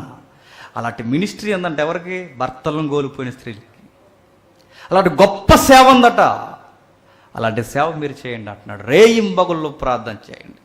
అలా కాకుండా ఇక జరిగింది ఏదో జరిగిపోయిందని రేయింబగళ్ళు సమయాన్ని కేటాయించకుండా ఉంటే గుర్తుపెట్టుకోండి. కింద ఒక మాట అన్నాడు 6వ వచనంలో, సుఖభోగముల యందు సుఖించి విధవరాలు. ఆ మాట అక్కడ మెన్షన్ చేయాలి. సుఖభోగముల యందు సుఖించు విధవరాలు బ్రతుకుండియు చచ్చిన దానితో సమానం. బతుకుండియు చచ్చిన దానితో సమానం ఎవరయ్యా అంటే గుర్తుపెట్టుకో, నీ ఒంటరితనంలో దేవుణ్ణి సంప్రదించకపోతే నువ్వు బతుకుండియు చచ్చిన దానితో సమానం. నువ్వు విదేశాల్లో ఉంటావా, స్వదేశంలో ఉంటావా, ఎక్కడ ఒంటరిగా నువ్వు బతుకుతున్నావు గుర్తుపెట్టుకో, నీవు సుఖభోగాలకు అలవాటు పడి ప్రార్థనా జీవితానికి దూరంగా జరిగిపోయి దేవుడి మీద నిరీక్షణ పోయి నువ్వు బతికితే బతికున్న చచ్చిపోయిన శవం. సరే, అది విధవరాల కొరకు చెప్పిన కాంటెక్స్ట్ అది. మరొక మాట ఇంకేం చెప్తున్నాడు చూడండి. ఈ మాట ఆవిడ జీవితానికి ఎంత చక్కగా సరిపోద్దో 16వ వచనం. విశ్వాసురాలైన ఏ స్త్రీ ఇంటైనను విధవరాండ్లుండిన ఎడల సంఘము నిజముగా అనాథులైన విధవరాండ్లకు సహాయము చేయుటకే దాని మీద భారము లేకుండా ఆమెయే వీరికి సహాయము చేయవలను. అంటే విధవరాలైన వారిని ఖాళీగా కూర్చుని కబుర్లు చెప్పమంటలేదు. మరి ఏం చెప్తున్నాడు? ఏదో ఒక పని చేయండి. ఈవిడికి వయసు పెద్దది కనుక ఈవిడ దేవాలయంలోకి వెళ్ళి ఏం చేస్తుంది? దేవాలయంలో ఉన్న వారికి భారంగా లేదట, మరి సేవ చేస్తుందట. రేయింబగుళ్ళు దేవాలయంలో సేవ చేస్తూ, ప్రార్థన చేసుకుంటూ, రేయింబగుళ్ళు అనేక మందికి విజ్ఞాపన చేస్తూ, ఆకలి దప్పులతో, ఉపవాసంతో, జాగరాలతో ఆ తల్లి మెస్సయ్య కొరకు ఎదురు చూస్తుందట. ఇప్పుడు నేను అంటున్నాను, మొదటి రాకల్లో మెస్సయ్య కొరకు ఎదురు చూసిన విధవరాలు ఆవిడ, రెండవ రాకల్లో ఆ మెస్సయ్య కొరకు ఎదురు చూడవలసిన విధవరాలు ఎవరైనా ఉంటే ఈ తరంలో మీరు ఎదురు చూడాలి. ఇది మోమాటం లేని వాక్యం, ఎంతకన్నా మనం ఆనందపట్టే వాక్యం చెప్పకూడదు. చేసుకోండి పర్వాలేదు, తోడు లేకపోతే ఎవరండి, రేపు పొద్దున మంచిలు ఎవరు ఇస్తారు? అవసరమా? అయ్యే ఈ డొక్కు సలహాలన్నీ ఇస్తుంటారు. రేపు పొద్దున మంచం పట్టేస్తే దేవుని మీద నమ్మకం లేదా? ఆయన చూస్తాడు. లాజరే దిక్కు లేకుండా చనిపోయాడు, లాజర్ కన్నా గొప్పవాళ్ళు. పోయేది ఎలాగా పోతాం చెప్పండి? ఇప్పుడు ఏసీ రూములు ఉంటే పోవా? ఏసీకి బటన్ వేసేవాడు ఉంటే పోవా? పోతాం ఎలా అయినా. పోయేదానికి మరలా వీళ్ళుంటే పోవండం, అది ఎంత అమాయకత్వమో చూడండి. జీవితంలో ఓడిపోయిన వారికి నేను ఇచ్చే సజెషన్ ఇప్పుడు గుర్తుపెట్టుకోండి, మీరు దేవుని కొరకు ఉండిపోండి. మీకు నమ్మకం లేకపోతే నన్ను చూడండి, లేకపోతే వాళ్ళని సంప్రదించండి, పాఠాలైనా చెప్తారు. కలవండి వాళ్ళతో, అలాంటి జీవితాలు చదవండి. ఒకవేళ నేను లేదు, నా ఆలోచనలు మంచివి కావనుకుంటే మంచి విశ్వాసం చూసి పెళ్లి చేసుకోండి, బైబిల్ వద్దని లేదు. కానీ సుఖభోగాలకు మాత్రం అలవాటు పడిపోయి ఇదే జీవితం అనుకుని కాపరాన్ని మరలా స్టార్ట్ చేశారో మరలా ఎదవరాలు అవుతావు, గుర్తుపెట్టుకో. అందుకే మనకు అర్థం కావాల్సింది ఏంటంటే, విధవరాలకి సహజంగా ఒక గొడ్డు లక్షణం ఉంటుందట. ఏం చెప్తున్నట్టు చూడండి, 5వ అధ్యాయం 11వ వచనం నుండి. యవనస్తులైన విధవరాండ్లను లెక్కల్లోనికి చేర్చొద్దు. ఇది వెరీ డేంజరస్ క్యాండిడేట్స్ అన్నాడు. ఎవరిని? వయసులో భర్తలు చనిపోయిన స్త్రీలు. ఈ పదం గుర్తుపెట్టుకోండి, వాళ్ళకి ఇవ్వద్దు అన్నాడు. ఆ స్త్రీకి వర్తించట్లేదు. ఏ స్త్రీకి? ఏ స్త్రీకి? స్పందించండి, లేదని మూడవది చెప్తాను. ఏ స్త్రీకి? అన్నాకే. అన్నాను గుర్తుపెట్టుకోండి. విధవరాండ్ల లెక్కలోకి చేరుతుందని పరిశుద్ధాత్మ దేవుడు పౌలు గారి ద్వారా తిమోతికి కమాండ్ చేస్తున్నాడు. కానీ పరిశుద్ధాత్ముడే లోకాల్లో ఏం రాశాడంటే, ఆవిడ విధవరాలేనట కన్య దగ్గర నుంచి. ఎందుకు? ఆవిడ మనసు అంత పరిశుద్ధమైనది, స్వచ్ఛమైనది. ఎందుకు వారిని చేర్చొద్దు అంటున్నంటే, యవనస్తులైన ఎదవరాండ్లను లెక్కల్లోకి చేర్చొద్దు. వాళ్ళని పెద్ద లెక్కల్లోకి తీసుకుని మినిస్ట్రీలు పెట్టుకోకు. నీ మినిస్ట్రీ ఏమవుద్దో తెలుసా? పంప కొల్లేరైపోద్ది అన్నట్టు. ఎందుకు? ఏమవుద్దో చెబుతున్నాడు చూడండి. వారు క్రీస్తునకు విరోధముగా నిరంకుశులైనప్పుడు తమ మొదటి విశ్వాసమును వదులుకొనిన వారును తీర్పు పొందిన వారినై పెండ్లాడగోరుదురు. బాగానే ఉంటారు బ్రదర్, మాకు ఏమొద్దు బ్రదర్ అంటారు. మ్యాక్సిమం వాళ్ళకి పెళ్లి చేసుకోమని చెప్పు. నువ్వు యవనస్తులైన ఎదవరాండ్లకు నువ్వు ఇవ్వాల్సిన సజెషన్ ఏంటంటే, నువ్వు పెళ్లి చేసుకోమ్మా తల్లి అని చెప్పు. లేదు నేను మినిస్ట్రీలో ఎరగదీస్తాను బ్రదర్ అంటే గుర్తుపెట్టుకో, ఆవిడ మొదటి విశ్వాసం పోగొట్టుకొని ఏం చేస్తుందట? సంఘంలో ఎవరున్నారా అని ఎత్తుక్కుంటుందట పెళ్లి చేసుకోవడానికి. పెండ్లాడగోరుదంటే దాని అర్థం ఏంటి? ఎత్తుక్కుంటుందని. అంటే ఈవిడ మనసు సేవ మీద పోయి ఎవరి మీదకి వస్తుంది? వివాహం మీదకి వస్తుంది. అది ఇలాంటి వారికి ఏం చెప్తా అంటే, వీళ్ళని ఎదవరాండ్ల లెక్కల్లో చేసి ఆ మినిస్ట్రీ వీళ్ళని మెట్టకు తిమోతి జైల్లోండి మరీ చెప్తున్నాడు. ఎంత సీరియస్ మ్యాటరో. జైల్లోండి కూడా ఎరుగుచ్చి మర్చిపోకుండా రేపో మాపో పౌలు గారిని చంపేస్తున్నారు, తల తీసేస్తున్నారు. ఆ టైంలో కూడా ఈ బ్యాచ్ ఆయన గుర్తొచ్చేస్తున్నారంటే చూడండి కేసు ఎంత సీరియస్ మ్యాటరో. ఆ టైంలో ఆయన చెప్తున్నాడు ఏమని? మరియు వారు, ఆ పదం చదువు, ఇంకెవరేమంటారులే చదువు, ఎవరు లేరు. యవనస్తులైన ఎదవరాండ్లను లెక్కలో చేర్చవద్దు. వారి క్రీస్తునకు విరోధముగా నిరంకుశులైనప్పుడు తమ మొదటి విశ్వాసములు వదులుకొనురను తీర్పు పొందిన వారై పెండ్లాడగోరుదురు. మరియు వారి యవన స్త్రీలు ఇంటింటా తిరుగులాడుచు బద్ధకరాండ్లొకటకు మాత్రమే గాక ఆడరాని మాటలు, బూతులు, చెత్త చెదారం, పొరిగింటి గొడవలు, అవి ఇవి సీరియల్ గొడవలు ఇవన్నీ మాట్లాడేసుకుంటూ వదరబోతులు, పరుల జోలికి టైం పాస్ అవ్వకపోతే ఈ ఎదుటోళ్ళతో గొడవెట్టేసుకోవడానికి, అది పరుల జోలికి పోవడం అంటే. పరుల జోలికి పోవచ్చు. నేర్చుకుందరు. ఇది పెద్ద సబ్జెక్టులో నేర్చేసుకుంటారట. ఏంటి? ఎదుటోళ్ళతో గొడవలు పెట్టుకోవడం, సోదు కబుర్లు చెప్పుకోవడం. చూసారా? భర్త లేకపోతే స్త్రీల యొక్క మనసు వయసులో ఉన్నప్పుడు ఎలా ఉంటుందో చెప్తున్నాడు చూడండి. వారి మనసు మంచిది కాదు, అలాంటి వారిని పెళ్లి చేసుకోమని చెప్పు. వారిని మినిస్ట్రీలో పెడితే వాళ్ళ దగ్గర మాట తీసుకోవాలి. నువ్వు ఉండగలవా అని. ఉండలేననుకుంటే ఖచ్చితంగా పెళ్లి చేసుకో తల్లి. నీ వలన క్రీస్తుకు విరోధముగా నీ జీవితంలో కార్యములు జరగడానికి వీల్లేదు. ఏమంటున్నాడు చూడండి. కాబట్టి యవన స్త్రీలు వివాహము చేసుకొని పిల్లలను కని. యవన స్త్రీలు అంటే ఎవరెక్కడ? విధవరాండ్లు. చాలామంది పెళ్లి చదివిస్తారు. అది పాపం వాళ్ళకి తెలియదు సందర్భం. పెళ్ళి చదివిస్తే అవునోని చచ్చిపోమని అర్థం. అక్కడ చాలామంది పాస్టర్లు పాపం దైవజనులకు తెలియక ఇది తీసేసి యవన స్త్రీలు వివాహం చేసుకుని అంటే ఎవడ అవునోని పొమ్మని. ఆ సందర్భం అది కాదు. యవన స్త్రీలు అంటే ఎవరంటే గుర్తుపెట్టుకోండి, వయసులో ఉండగా భర్త చనిపోయిన స్త్రీలు. అయితే ఇది వారికి వర్తించదంటే కాంటెక్స్ట్ ఇది కాదు, సారం వర్తిస్తుంది. ఇంకా చూడండి. కాబట్టి యవన స్త్రీలు వివాహం చేసుకొని పిల్లలను కని గృహ పరిపాలన జరిగించుచు నిందించుటకు విరోధక అవకాశం ఇవ్వకుండవలనని కోరుచున్న ఆవిడ్ని పెళ్లి చేసుకోమని చెప్పు. నేను అంటున్నాను, ఈ భయాందోళన పౌలు గారికి సరసాల్లో వచ్చింది. ఇలాంటి భయం కలిగిన పరిచర్య ఉందని హెచ్చరిక తిమోతికి వచ్చింది. కానీ ఈ భయం అన్నా లాంటి తల్లిని చూస్తే లేదు. చూడండి, ఆ తల్లిని చూస్తుంటే ఆవిడకి కొన్ని పదాలు వర్తించే. చూడండి, బద్ధకంగా ఉండదు. ఆవిడ ఏం చేస్తుంది? రేయింబగళ్ళు సేవ చేస్తుంది. అటు ఇటు తిరగదు. ఎక్కడుంటుంది?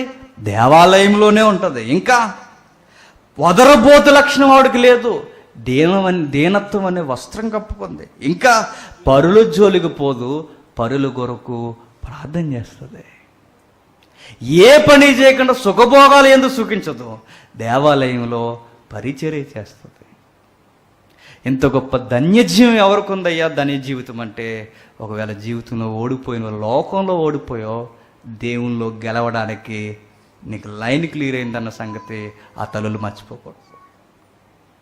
ఏదికి మీద నేను ఇస్తున్న భరోసా దేవుని వాక్యమును బట్టి. ఒకవేళ మీ జీవితాలు అంత ఒంటరితనానికి గురవుతే, మీకు నిజముగా దేవుని మీద చిత్తశుద్ధి ఉంటే, దేవుని మీద మమకారం ఉంటే, వాత్సల్యం కలిగిన దేవుడు మీకు ఉన్నాడని మీరు నమ్మగలిగితే, మృదువు వచ్చే వరకు ఎత్తుకునేవాడు ఆయనే నువ్వు నమ్మితే మరొక బంధాన్ని కోరకు ఉండిపో దేవుని కొరకు.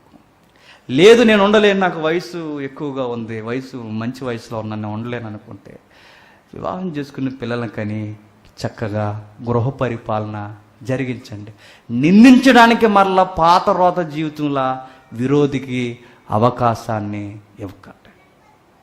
మరొక మంచి మాట ఉంది చూడండి. మరొక మంచి మాట 5వ అధ్యాయం 2వ వచనం. 5వ అధ్యాయం 2వ వచనం. నిజముగా 5:2 చదువు. ఏ విధవరాలకైనా పిల్లలు కానీ మనవుళ్ళు కానీ ఉండిన ఎడల మీరు మొదట తమ ఇంటి వారి ఎడల భక్తి కనుపరచుటకును తమ తల్లిదండ్రులకు ప్రత్యుపకారం చేయుటకును నేర్చుకొనవలను. ఇది దేవుని దృష్టికి అనుకూలమై ఉన్నది. చూసారా? మీ ప్రవర్తన ఎక్కడి నుండైనా మీ తర్వాత తరాల కన్నా చూపించడానికి మీరేం చేస్తారో తెలుసా? నేర్చుకోండి అన్నాడు. అంటే మనకేమర్థం అవుతుందో చూడండి. సీనియారిటీ వచ్చే కొలది అనేకులకు మనం ఏమవ్వాలి? మాదిరి చూపించాలి. కానీ ఏం చూపిస్తాం చెప్పండి? ముసలమ్మ ముచ్చట్లు ఎక్కువైపోతాయి. ముసలమ్మ ముచ్చట్లు అంటే ఏంటి? జరిగిపోయినవన్నీ తవ్వుకుంటూ కూర్చోడు. అలాంటి వద్దట.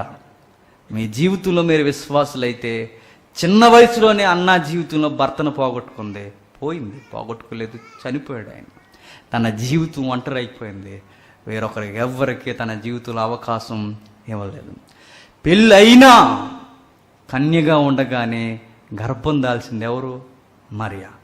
అయినను ఆమె జీవితంలో కష్టాలున్నా, విరుకులున్నా, విశాలతలోనికి దేవుడు నడిపించాడు. ఈ ఇద్దరు యవన జీవితానికి సంబంధించిన వారే, వీళ్ళిద్దరూ దేవునికి వారి జీవితాల్ని అప్పగించారు. చూడండి, ఈరోజు ఈ స్త్రీలు మనకి ఏమి నేర్పిస్తున్నారు అయ్యా అంటే, జీవితంలో బంధాల కన్నా దేవునితో బంధమే శాశ్వతంగా ఉండిపోయేదని నేర్పిస్తుంది. విశ్వాసం లేని వారే రకరకాల పొత్తులు పెట్టుకోవడానికి తిరుగుతారట. విశ్వాసం ఉన్నవాడు దేవునితోనే నిరీక్షణ కలిగి జీవిస్తాడట, దేవుని మీద నిరీక్షణ కలిగి జీవిస్తాడట. కాబట్టి ఎందరికీ సంగతులు అర్థమయ్యో నాకు తెలియదు, కానీ చిన్న వయసులో జరగరానివి ఏమన్నా జరిగితే ఇక మరలా మీరు పాత జీవితంలో ఊహించుకోకండి. దేవుడితో ఉండడానికి ప్రయత్నం చేయండి. లేదు నేను ఉండలేను అనుకుంటే మరొక వివాహం చేసుకుని అప్పుడు కూడా క్రీస్తునే మహిమపరచండి. ఇది కాకుండా మీరు సుఖభోగాల కొరకు అందరిలాగా మేము ఎంజాయ్ చేయాలి, మేము బీచ్లకు వెళ్ళాలి, మేము పార్కులకు వెళ్ళాలని ఈ లైఫ్లో నువ్వు సంసారాన్ని ఊహించుకుని మరలా ఇంకొకరిని ఎదుక్కున్నావు అనుకో, సుఖభోగాల యందు సుఖించిన స్త్రీ చచ్చిన దానితో సమానం. కాబట్టి భర్త లేని స్త్రీలు ధన్యులు నన్ను అడిగితే. వాళ్ళకి ధన్య జీవితం, వారికి విచిత్రమైన పరిచర్య ఉంది, అనేకుల కొరకు ప్రార్థన చేసే పరిచర్య. అందరికీ సంగతులు అర్థమయ్యే నాకు తెలియదు. విన్నవారు